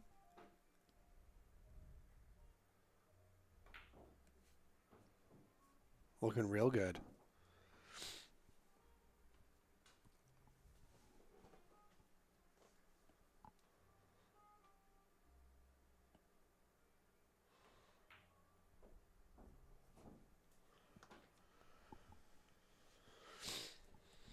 Let's see where he goes for his 10 ball. I think he'll just come back and shoot it in the side. I think so. Or is he going to get up on the left side of it? Yeah. No.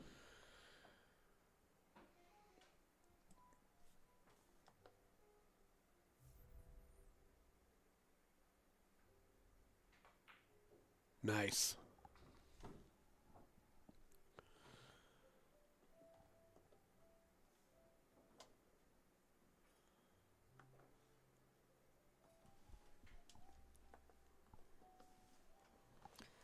Nice out by Gavin. Bringing it back to within 1. Man, all those fish look like they're really just not capable of getting up that water fountain. Waterfall. Water fountain. This isn't an elementary school.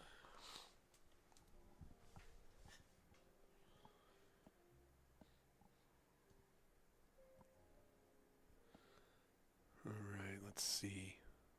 How hard's he going to hit it? Oh, man. Oh, lost the cue ball.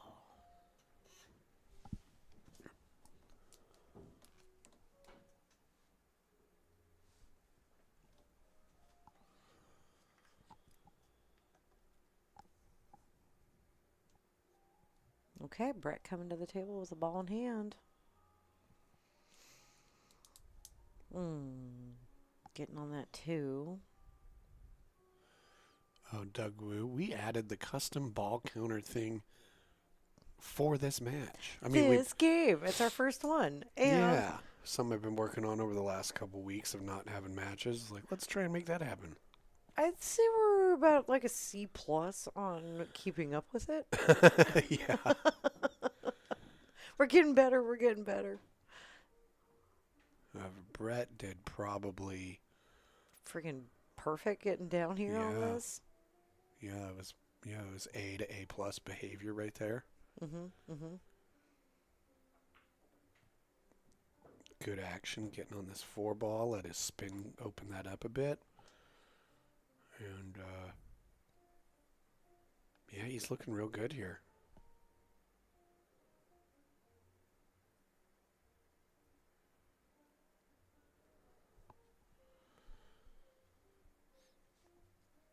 Yeah, Greg, we're going to use it for as much as we can. I don't know about 8-ball, though. Oh, no, that would be obnoxious to have 15 balls Just to be like- keep track of. Oh, but pressing buttons. Like, it's already hard enough to talk and keep track of pressing buttons.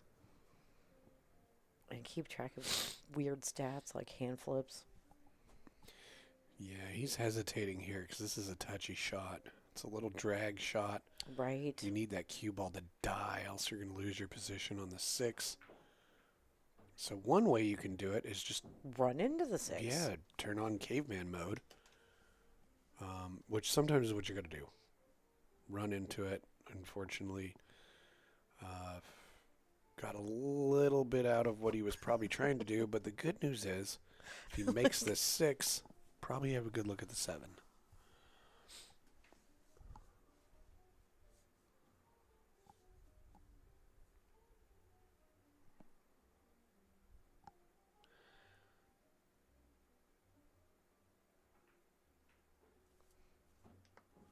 Okay, nice.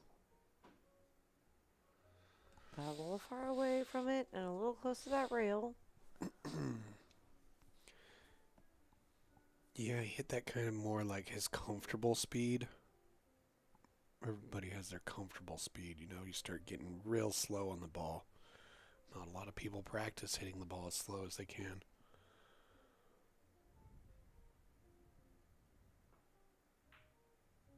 Ooh. Ooh. Oh, Yep. proved to be just a little too far.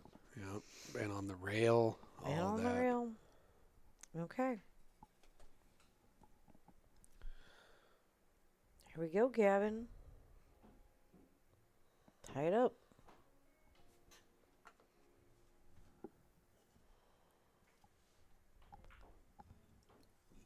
He did that nicely. On that 8-ball, he could have come. He's going 4 corners style. Boom.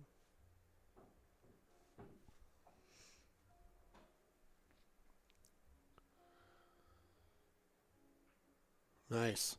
Ties it up.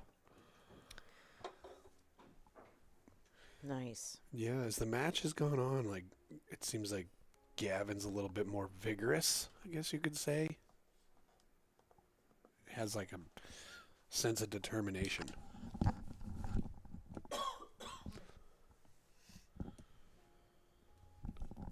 Soggy bear. Tied game. You know that river isn't really warm. But that bear has a table. Just munching on a fish. I thought you were going to tell me that bear had a 9-foot diamond at home, too. God, everybody's got a 9-foot diamond. Well, we got the 2. And 6. And 4. 8. Who do we appreciate? Oh, what do you think the play is on the 1 here? Well, the kitty says, Cut it in. Go aggressive. cut it into what? Think you can back cut it into this lower left corner?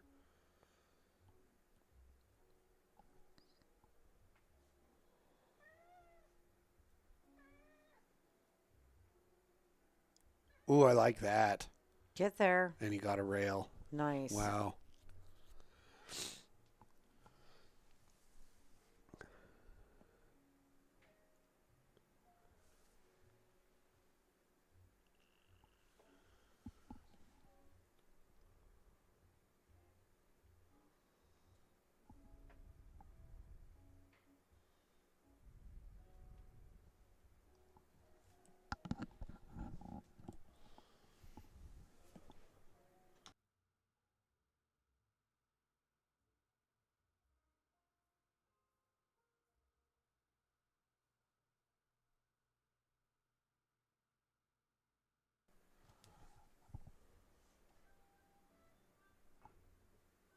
Oof.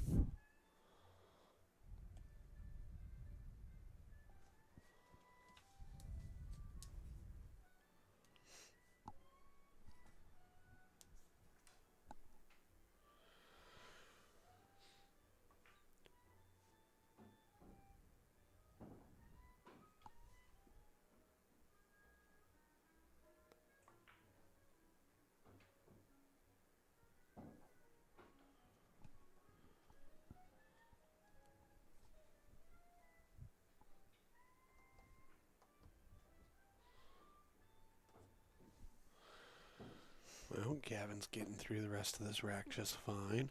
Mm-hmm.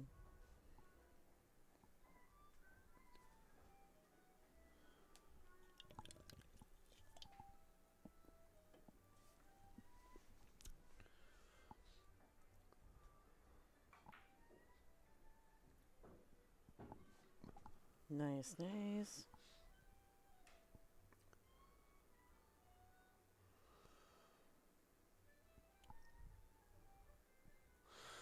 Well, here we have a little bit of a tricky situation. Only got half a pocket for the 9 ball in the lower right. So he's got to move the cue ball. But he hardly has much angle. So let's see what he does here. Is he going to go high inside? Yep, and it died.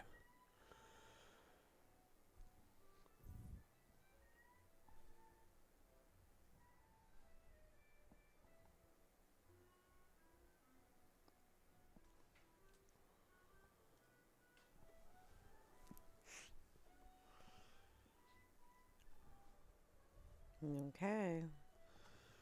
Well, it looks like he might be either forced to go for this 9-10 combination, or maybe he doesn't have enough pocket to delicately cut it past a 10.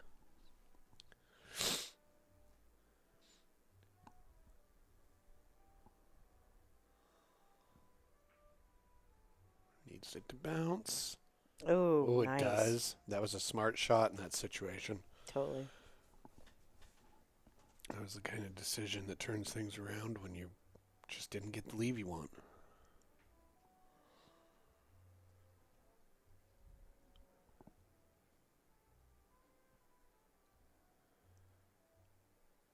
Don't know if Brett can jump over the edge of this 10 ball. It's pretty close.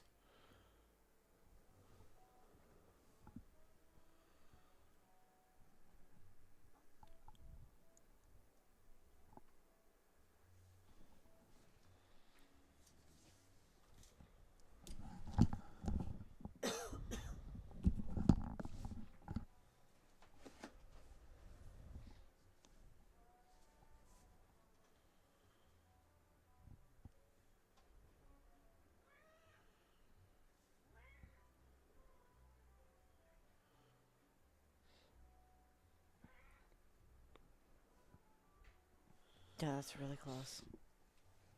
Yeah, this is a real head scratcher for him because Mm-hmm. the outcome of this shot, with this many games into the match, can also turn into the outcome of the match.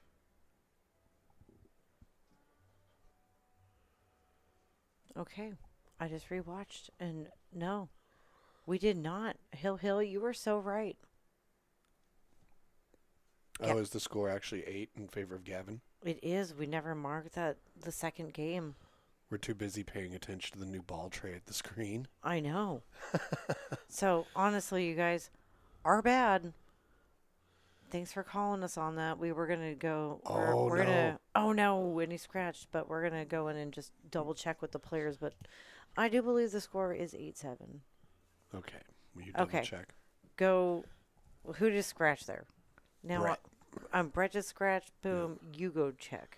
Okay. I'm marking this. So If Gavin had scratched, you would check. right. So Gavin, that's what I'm saying. So now we're looking at 9-7. Confirm.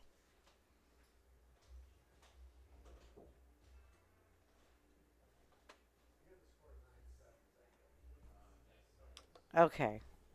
Well, thanks for getting us back on track again.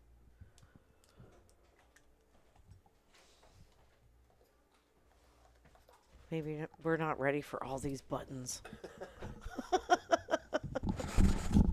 We'll get better. Just nag us. Yeah. Well, Okay. It's been a couple weeks since Here we did go. a match. Oh, that 2 came and kicked that one back towards the side. And the 1 dressed up real nicely. Sure did. All right. Can he hold the angle off 8 this down, 1 3 to leave down. himself a cut off the 2?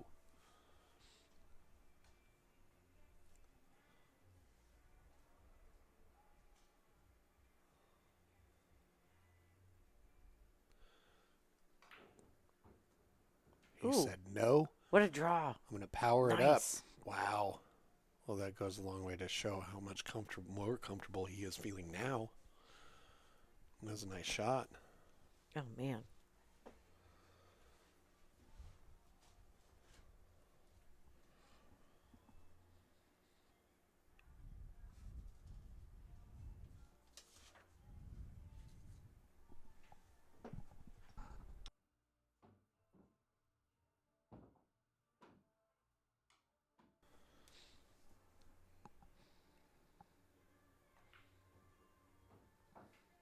That was a nice shot.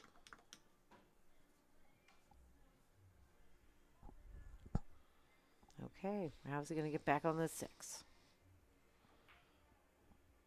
Just like that. Come off the rail. Still no gimme. Right.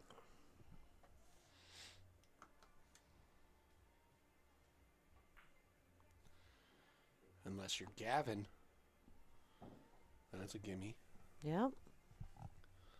It's working out pretty nice for him.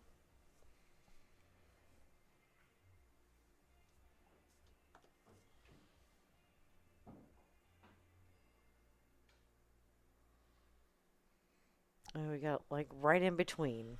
Take it in the side or take it in the corner. No, he'll go on the side and just follow forward. Nice. Ooh, ooh, ooh, ooh. He's got it in the side. Okay. Options. Take it to the side. Blam. Okay. Yeah, you can definitely tell by Gavin's pace. He's warmed up and feeling Yeah, I was going to say, he's getting pumped, man. Oh. Why wouldn't you be? You're on the hill, and it's your break. Yep. Here we go. Yeah, Brett definitely started out real strong, real consistent. Gavin found his sea legs. Sure did.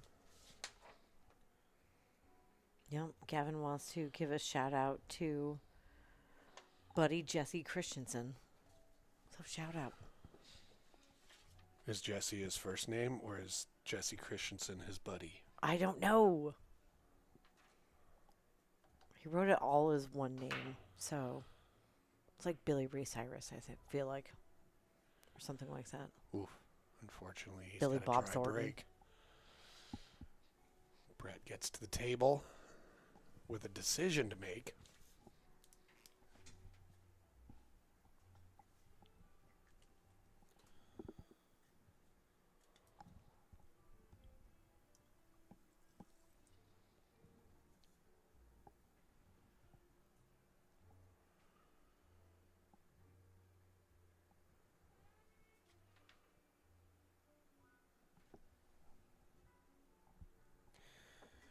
Yeah, I'm not picking up on an easy solution here.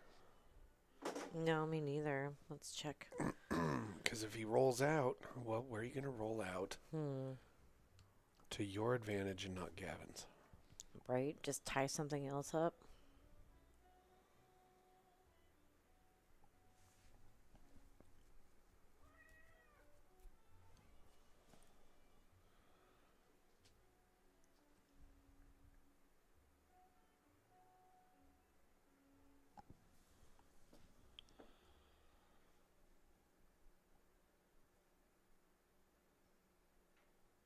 Okay. Yeah, I don't mind that, even if Gavin wants to play some sort of safe. There's so much traffic around there. He's going to have a difficult time trying to find some good cover without colliding into some What? other He's stuff. calling a Z-bank on this. In the side. Wow. No.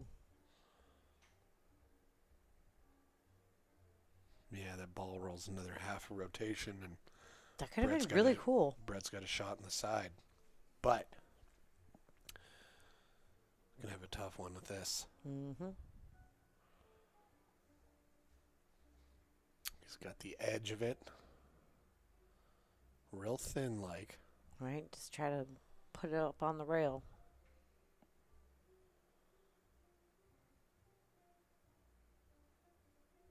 So soft and send that cue ball down to that short rail. Yeah, I can hit the one, avoid the side pocket and its associated points. Maybe stop the cue ball on the 9. Maybe hit the 9. Maybe leave the 1 tied up with the 3. Not a whole lot of easy options here.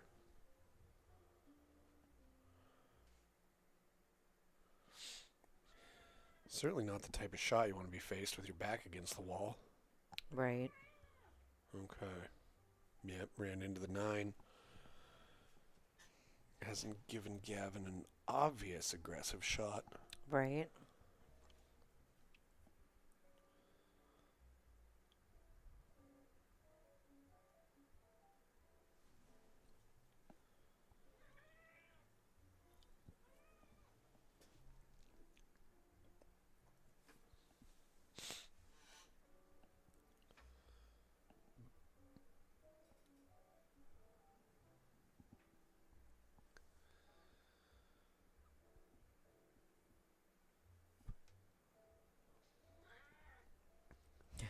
It's that time of night. Kitty has stuff to say. Well, he's had dinner. I know. We even fed him this time, you guys.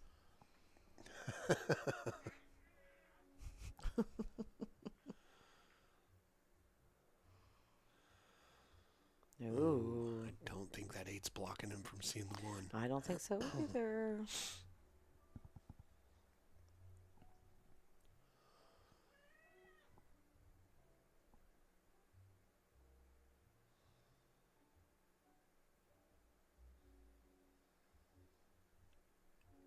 Yeah, now whether he shoots the 1 into the 4 and then into the side or not as consequential as where is he going to put the cue ball for the 2.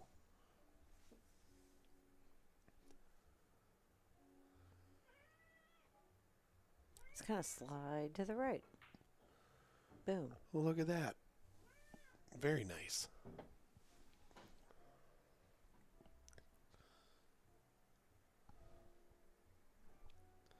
Now slide to the left.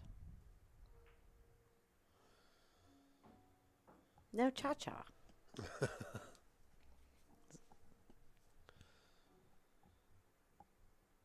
Yeah, I think he's definitely going to want to try and put the cue ball to the right of the 4 up there on the long rail. Absolutely. Oof. Or, You know, he really got Now away you're- with that. yeah, now you're doing something different. Yeah. And that works too. If it rolls like even a quarter of an inch less, then all of a sudden the cue ball going into that top side pocket is a huge problem, you know?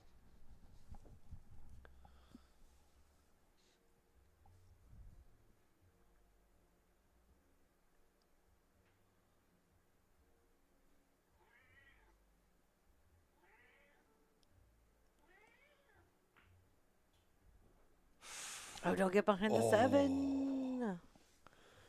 Oh, boy.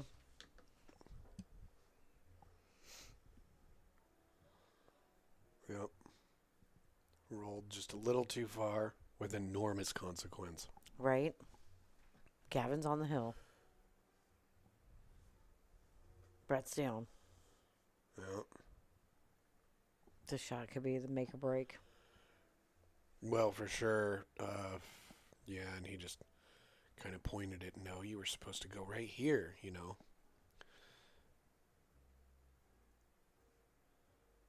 So we'll see how this turns out. He may have to hit it with just a tiny bit of inside spin to check it. We'll see. Nice thin hit. Okay. I mean, if anything's going for him, it's that the cue ball is traveling. Well, if he shoots this 5 in the upper left, the cue ball's coming away from the 6. So he's got to do some work. Or just slightly above center. Yeah, with the way he got shape on that 4 ball, that previous rack. Or put like some crazy friggin' spin on it. You got a hand flip out of that one. Oh, for sure. Yep, had a little bit too much outside spin on it. And he's left him a shot. And another hand flip. Oh, man, he wanted that out so bad. Yeah, well.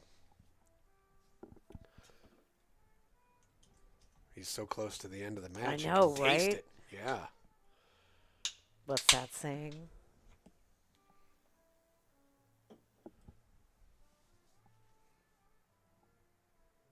The hardest games to win. First one and the last one.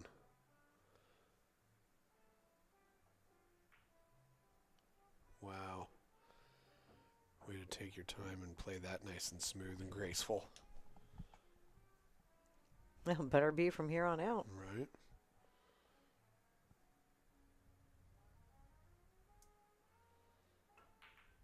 Oh, man. He stayed down on that so nice also.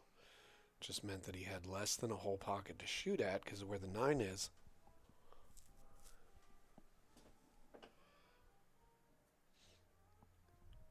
Okay, well, that 7 is off the rail. What do you think? Do you think he goes for the bank?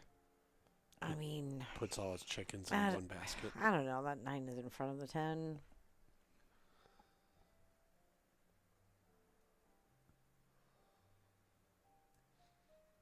But also, you're 4 balls away from winning. Potentially.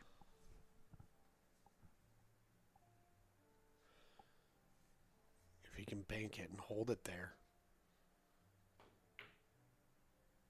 No.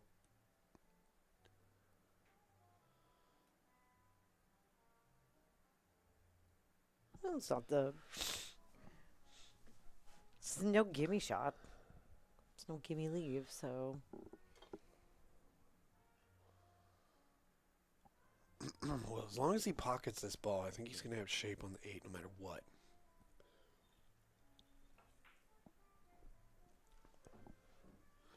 And he does.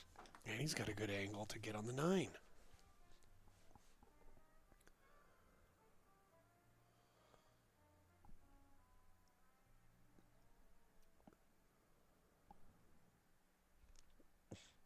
Okay.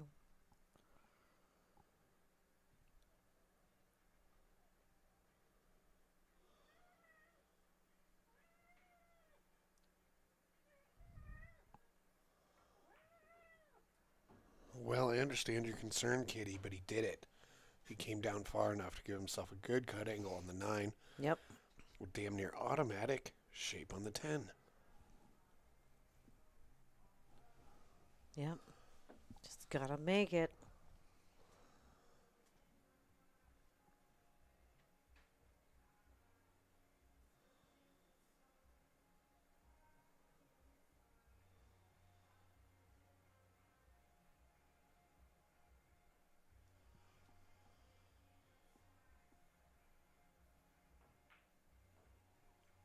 Oof. And he does. Surprised he came at that and hit to the right of the side pocket. Surprised he put so much mustard on it. But one thing he did well was not scratch, and the 9-ball went down. So does the 10.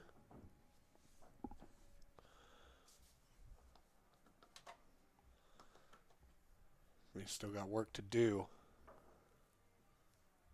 And there's bears. Oh, and I'm hitting myself in the face.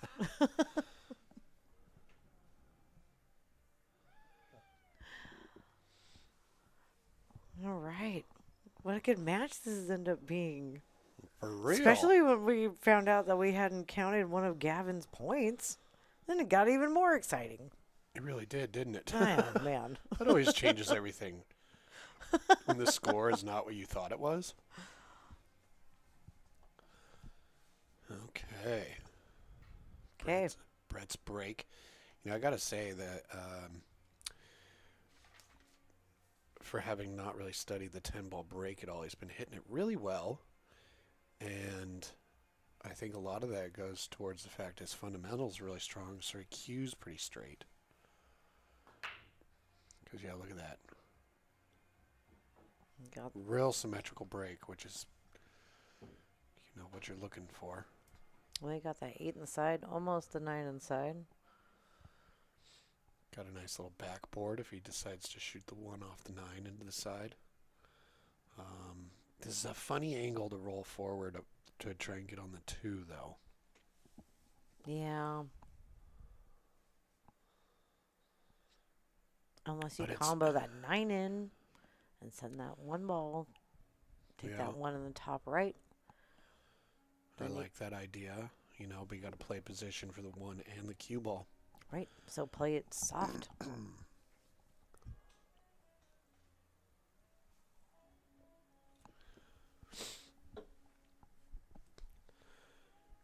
Yeah, you can get yourself in trouble here trying to manufacture something and have it go slightly awry.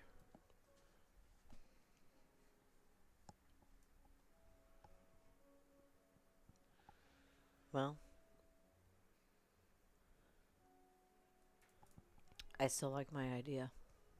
Oh, I love your idea. I think it's a fantastic idea. Oh. Okay, well, that's not too bad. He did the best he could to get shape on that 2 ball with what he had. Oh, and he was calling the 9. He called the 9. Oh, okay.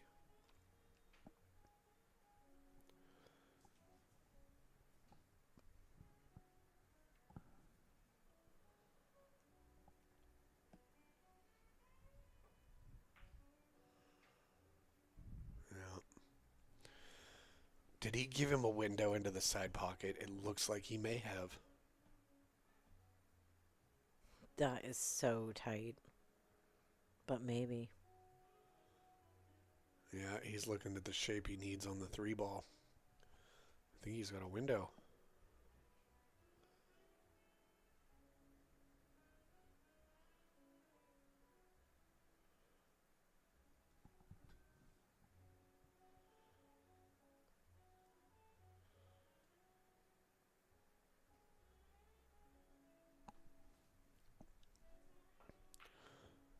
Yup.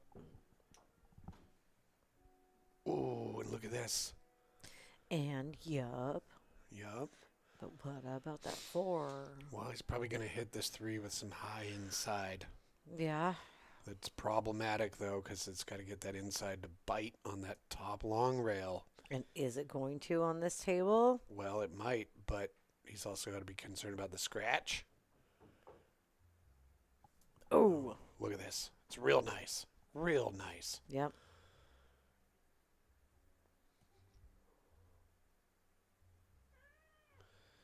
Yeah, now at this stage in the match, with the kind of pressure on him to win the next 2 games to be also on the hill, the nerves can make this shot a little bit more tricky. Right. Without that pressure, you know, just play at pocket speed, you're going to end up with shape on the 5. But he's thinking, I'm going to go back and forth.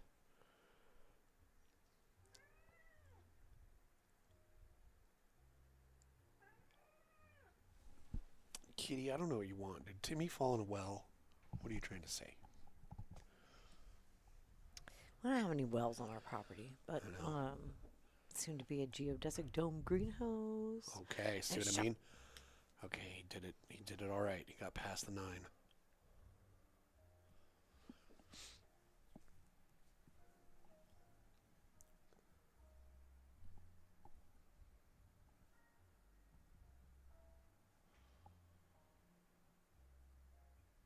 Yep, he should just take his time. Yeah, going forward 3 rails. Okay. Ooh, my only concern was that 9 in the center of the table. Like, there's some funny angles you can get stuck behind.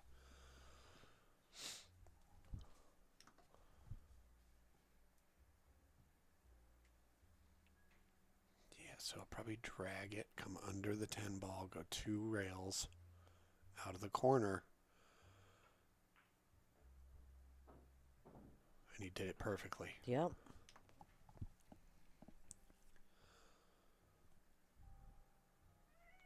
Still got a little bit of a strange angle here. I wouldn't be surprised to see him roll forward here. Yeah. I like that. Yeah, and shoot the 9 in the upper left. Yep. Then you can come back for the 10. Yeah, but the angle you have on the 9 matters a lot. So you might have to put a little bit of inside spin on of it. A spin on of it? Spin on of it. Are you Russian?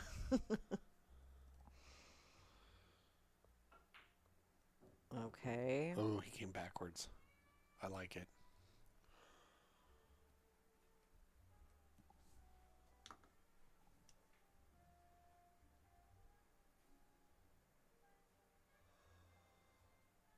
Yep, got enough angle.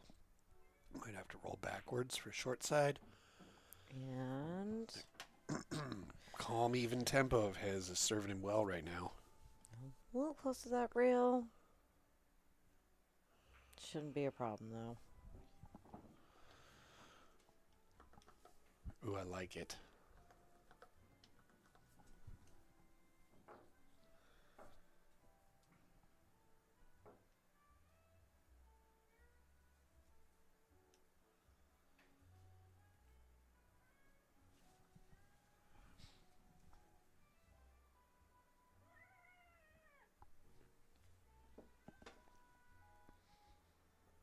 Ooh. It's getting a little intense. Brett's coming back. We've had some good momentum shifts Oh, yeah. this match.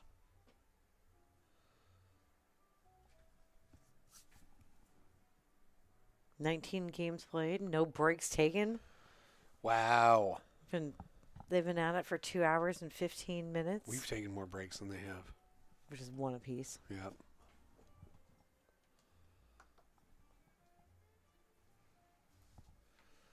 Yeah, that is kind of surprising. No breaks.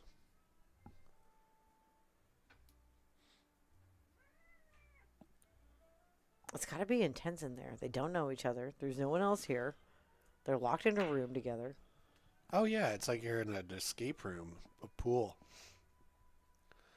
Dry break. Oh. But not open. No opening shot on the 1 ball.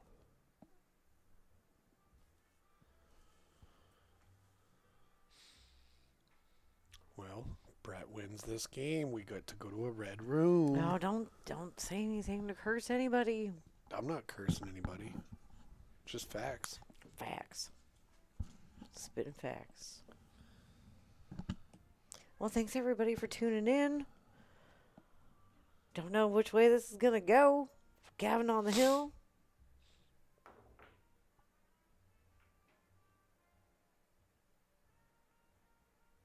Oh.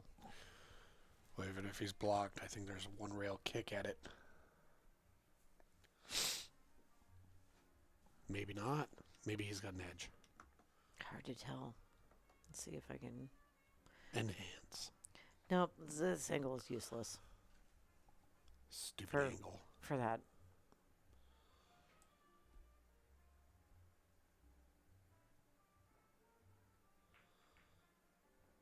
Ooh. Yeah, but he didn't get all the way away with it. Yeah, but he called that. That's the most important thing.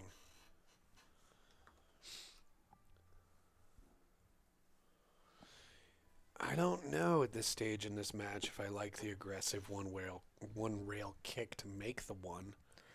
Oh. I like thinning the one and sending it to the left side of the table, hitting the cue ball some inside and keeping it on the right side of the table. Maybe even hide behind the 9 or 10.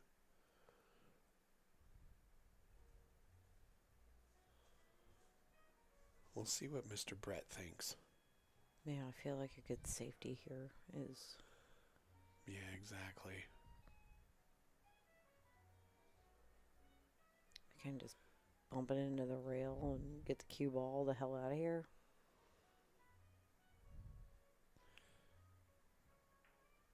Okay, yep, that's what he's doing.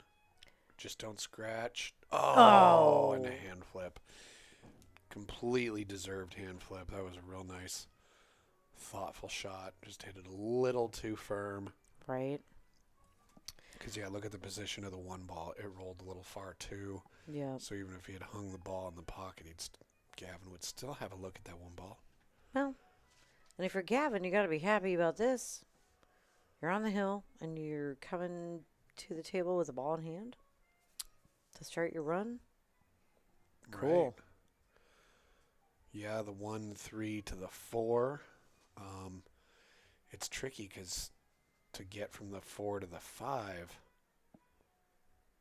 You want to be on the right-hand side of that 4. but the 7 is there. Exactly. So the window is really little. Little tiny window. Yeah. It's like a little... Like it's one of those little windows on a door. Oh, yeah, we had one of those in college. It was great. Did you have bars over the window? No, we could open it up and look at people. It was barely big enough to stick your face through. I was going to say, but big enough Ooh, a fist could fit through and punch you in the face. For sure. think- All right. Did he leave himself a bank? And if he did, is he going to take it on? And if he does, can he get shape on the 5? Oh my God, so many questions. It's too many questions.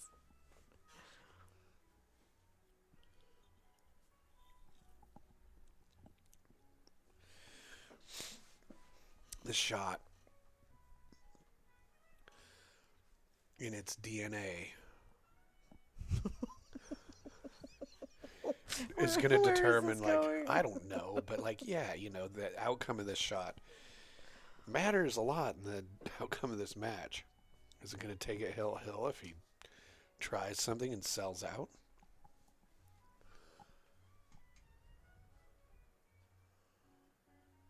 Well, it's got to be in the I don't think he's not even in the back of his mind, on the front of his mind. Yeah, I don't think he's going aggressive here. I mean, he might. He's got to play the percentages, you know. Do I take on this bank shot, which no, he didn't have to. He had Oh. an angle to cut it, Nice. you know, and he just said, you know, I'm going to be left with this on the 5, but so what? I'm Gavin effing Roderick. Maybe he's looking at the backside of that 8 ball for a place to put the cue ball. No, the 6. Nope, the 6. Oh, man, that was a good shot. That was Cool. premeditated, too. Yep. Nice. Diabolical, Gavin. Because, yeah, if he got close enough to that 6 to remove the kick off this bottom long rail, boy, howdy, Brett's having fun. We do know Brett can jump. We do know Brett can jump over this 6 ball and hit the 5. But what then? You gotta just keep going for make-em-ups. I mean, at this point, you just gotta keep shooting Yeah. or play safe. I don't know.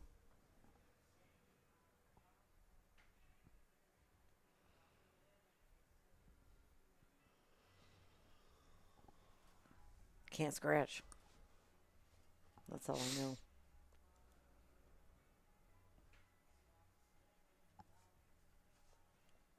This was real tough by Gavin. This is real Yeah. good call. Real good call.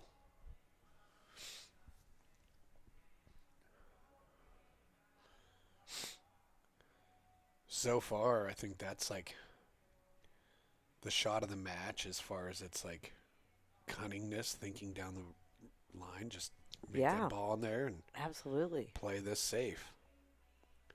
Because it's one thing to think two like offensive shots in a row or down the line, but to be like, I'm going to do this and then play a safe right there.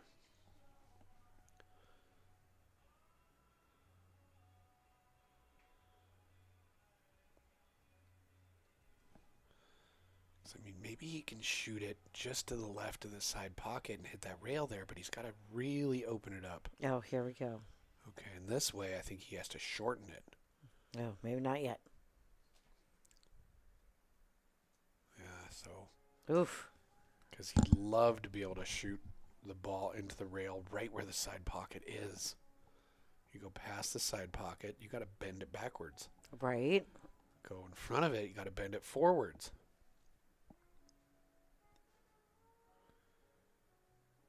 And especially on a cleaner table.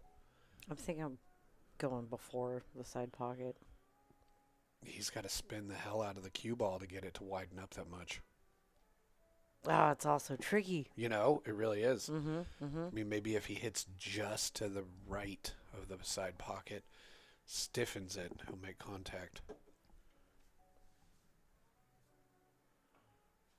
Oh, he didn't stiffen it.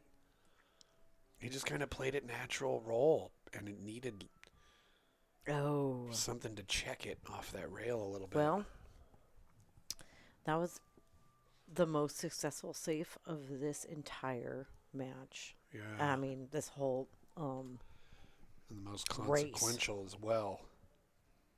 Now he's given up. He's going to have to give this some thought, because playing the 6 from where it looks like he's going to get on the 5, he might be rolling. Yeah, he's rolling more forward.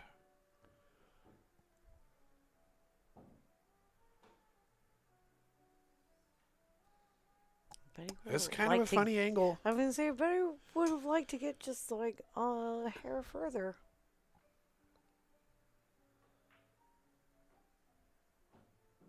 Nice. Yeah, this is going to work.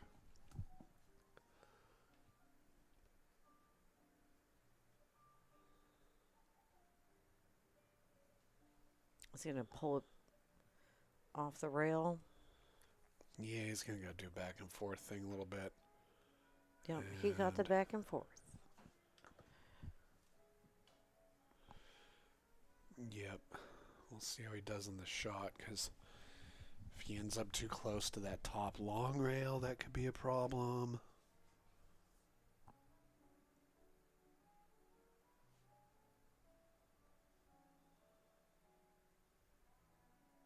He might just go roll forward real lightly. Yep. Oof. Okay. He's got to put some pace on this. He's going outside. Going to do 3 rails with force. Oh. And is he going to end up in the middle of the table for a tricky slice? Oh, no. Or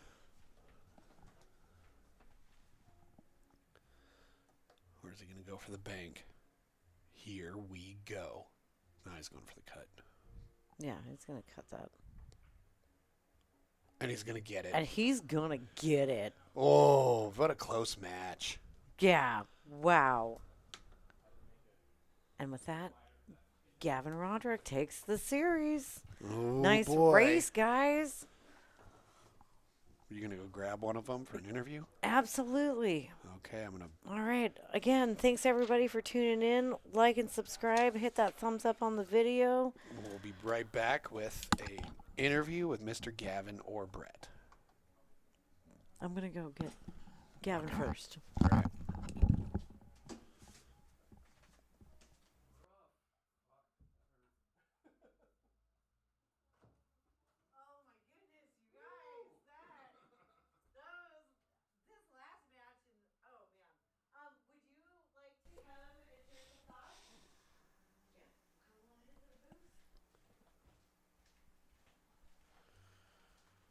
Head on in. And Brett, we would love to have you next if you. All right, Mr. Gavin, how'd you feel about that match? How'd you feel going into it? And how did Honestly, I was just worried that the break was going to be a problem for me, and it was Okay. the entire time. Oh, was it? Yeah, I I was mean, struggling really we hard on the noticed like break. the first 3 breaks you had, you broke, and the one ball was blocked by the 7. Yeah, some bad rolls, and then Yeah. after that, I started hitting it a lot worse. And yeah, I just had to try to bear down and play safe and try to get back to the table. But usually, I can get a little bit better odds off the break, and I can run Okay. a few. But yeah, I was struggling the whole time. Well, I noticed, yeah, I was like before the match, Brett was saying, "Oh, didn't really know too much about it." I His was like, break was well, great, dude. It was wasn't great. Yeah, it was I was phenomenal. worried because he started stringing a couple together at the very beginning, and I was like, "Fuck, I might just be watching." you Yeah, know? yeah, and he was playing just smooth and even tempered the whole Yeah. that for that beginning of the match. So we were talking about the fact that Brett used to teach pool at like a college. Yeah, his technique is really good. Exactly. So like his fundamentals are real strong. Doesn't jump up on the shot, not much. He doesn't even drop his elbow that much at all, which Yeah. you know, whether or not you think you should be dropping your elbow, people have different schools of thought on that, and I don't think there's a right or a wrong, but yeah, he has very minimal movement when he shoots, so that was cool to see. But yeah, he definitely had a really good comeback there, and especially that last safe you played, where you cut the 4 into the side and just let it lie there, and then hooked him behind the 6 ball with that shot on the 5. Like, man, what a great premeditated If save. I didn't clip that 4, I would have been money on the out. But when I played Right. that 3, it was hard to get the left spin to take, to go full and come out toward the center. So For I knew sure. I was going to be coming pretty much right at it. Just hoped I wouldn't clip it. But yeah, that was kind of the shot as far as the thinking throughout the match goes. That nice premeditated save Yeah. to play a safe a shot or two ahead of time. That was really nice. So awesome work. Good to see you playing here. Good to have you over here to play. Have you been playing much since the Northwest Cup? No, I kind of stopped playing in like most leagues and everything when I started having kids about 4 years ago. So Oh, okay. I sub now. I'm trying to get my 8 weeks in so I can go to the coast, but Oh, I haven't cool. played on an actual team for like 3+ years. Right, right. Every now and then we have tournaments in the area I'm from, but Okay, so it's- yeah, you're in Powell Butte. yeah, and I usually drive to like Redmond or Bend or something to play in okay. tournaments, but Yeah, how far do you have to travel? well, if I stay in Central Oregon, it's only like 25, 30 minutes. But usually I'll end up coming to like Salem or Portland or something for Right, some. right. But I'm usually not. Usually I got a lot of other stuff going on with work, and I'm just not really. Yeah, and if you're a Too family focused person as and- well, that's Yeah, yeah. I've got 2 kids, both 4 and Right. 2, so pretty wow, occupied. absolutely, Pretty occupied for Yeah. sure.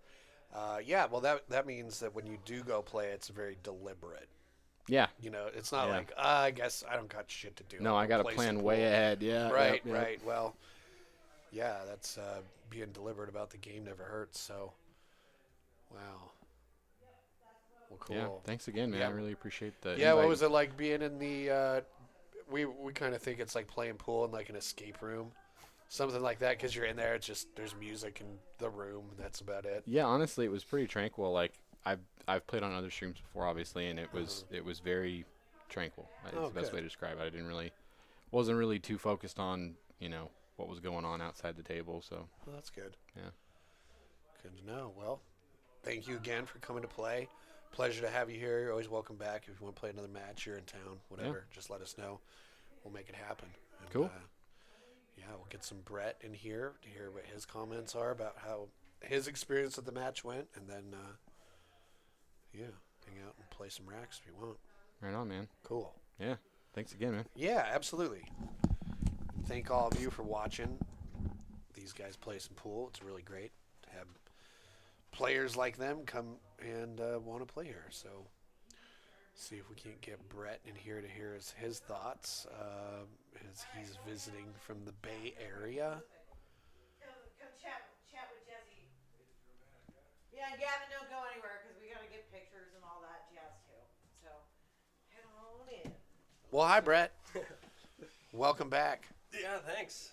Yeah, we were really enjoying your playing just because, once again, your fundamentals are so strong. And I'm guessing that comes from you having taught that to people before. Yeah, Teaching is like such a good way to learn yourself. So I had a good teacher and dean for that. Okay, Yeah. He was he kept it really simple.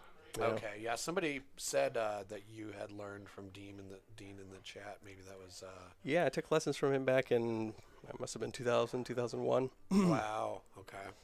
It really helped a lot. I mean, totally opened Right. my eyes to how to play. Yeah. Well, I thought you did a great job. Thanks. I thought your patterns were great. Playing was smooth. Yeah, just exemplary in your lack of body movement. It's just a shooting arm and that's it. You don't jump up on the stroke. You don't drop your elbow excessively. None of that. So I was trying. Yeah. yeah, This is a nail biter, huh? it was. But you started out so strong, and it seemed like I thought you might have had him on his heels a little bit. when the just break 'cause- was working, I thought I might run away with this, and then I missed that 2 ball that was kind of straight in, and I was like, oh boy! And then I missed so many kicks. I was, sort of, Well, you get in your head. that and, last and I was- rack, he had the shot on the fore into the side. Yep. And it was just like, well, how's he going to get on this? What's he going to do here? Is he going to go for the aggressive bank? He played a good save. Yeah, It was close enough where I didn't quite trust my jump to get over the full ball. And that's I was the conversation I was having with myself in my head was, that's a goofy way to lose. He's on the hill, and and if I don't clear the jump, that's silly. And then I just missed the on kick that- entirely. On that kick, it was like you could have kicked before the side pocket and put a lot of spin on it to open it up, Yeah. or go after it, the side pocket like you did, but you had to shorten it a little bit, and it just didn't shorten enough at all. And just went Normally, right I feel past pretty it. good about my kicking. Like I thought, man, I could almost kick that in, but it kind of looked like scratchy if I did. And okay. so then I was thinking I'm just gonna kind of hit it sort of fat and relatively soft, and Right. maybe leave the cue ball down by where the 9 and 10 were on the rail, and I missed the whole ball. Yeah, I mean that was a decisive moment, that premeditated save where he Yeah. played the Yeah, two. that was really hooky behind solid. The 6, yeah. That was a key. He's a good moment. player. He is. Yeah, he is a good player. Yeah. Yeah, and he's out in the Central Oregon area, so he's got to be a little bit more deliberate about his play and being, with children and all that. But you're a parent also, right? Yeah, soon to be 5-year-old at home. Yeah. Wow. Yeah, that makes it tough to get out and play, but I'm sure when you do, it's pretty deliberate and get a lot of value out of it. Rather Yeah, than I try and just have fun. When I was playing 20 years ago, I'm a little obsessive. Right. So I got to be careful what I point that at. Not too much at pool. Right. But yeah, I just try and have fun, and it's fun to compete too, of course. But yeah, I just kind of got into it a couple of years ago with. I played with a guy named Clancy Green in Vegas in February, and we had a cool. pretty good 8-ball team. That was kind of fun, Cool. but it's social fun, and this is great, by the way. Thank you guys Oh, for yeah, having absolutely. us again. Well, it So was much really fun. a pleasure to have you back here. I believe that was just before Christmas last time you were here. Yeah, it's December. Yeah, Yeah, that was fun. yeah. Yeah, hopefully we'll get Dom back here again too. But yeah, another person that's Also busy, got a little busy being a little one parent. at home. Yep. Yep. So, well, I guess we will let everybody continue their night, and we'll end the stream. But yeah, once again, you're always welcome here. Come back. Oh, anytime. thank you. Whenever you're in town, hit us up. We'll get a match. I'll do that. Yeah, and please Cool. hit me up if you're in the Bay Area. Yeah, absolutely. We're going to be passing through there, so it may be happening in October. So yeah, we'll let you know. All right. Well, cool. Well, thank Thank you you, again. sir. Always good to see you. Yeah. Tell Stephanie to get back in here for this closing out the stream situation, and we will then look forward to our next match, which is coming up on the 18th. We have Dizzy Wilson playing a gentleman named Rick. Well, hi there. We're going to sign off on this stream now. Well, hello, and we are back, but we are out of here. So thank you, everyone, for joining us for this awesome edition of PNW Pool Thing. We will have more coming at you in like, We got a So- match so on mu- the 18th. yeah, we've got so many things to confirm, but we got a bunch of matches coming up. You want to get in on a match? Send us a message. Thanks for tuning in. Thanks for supporting us. Yeah, we've got a list of matches ready to go on the rear board here behind us. But with all the projects and family and everything going on this summer, we're not quite doing like the 4 matches a week we No, have been but- doing. But we will again. The weather's going to get bad and things are going to change and yada yada yada. So Well, thanks everybody for tuning in. Subscribe so you see our next one. Thanks for your support. And till next time. FTMF Deer says, enjoy your night. PNW Pool Thing.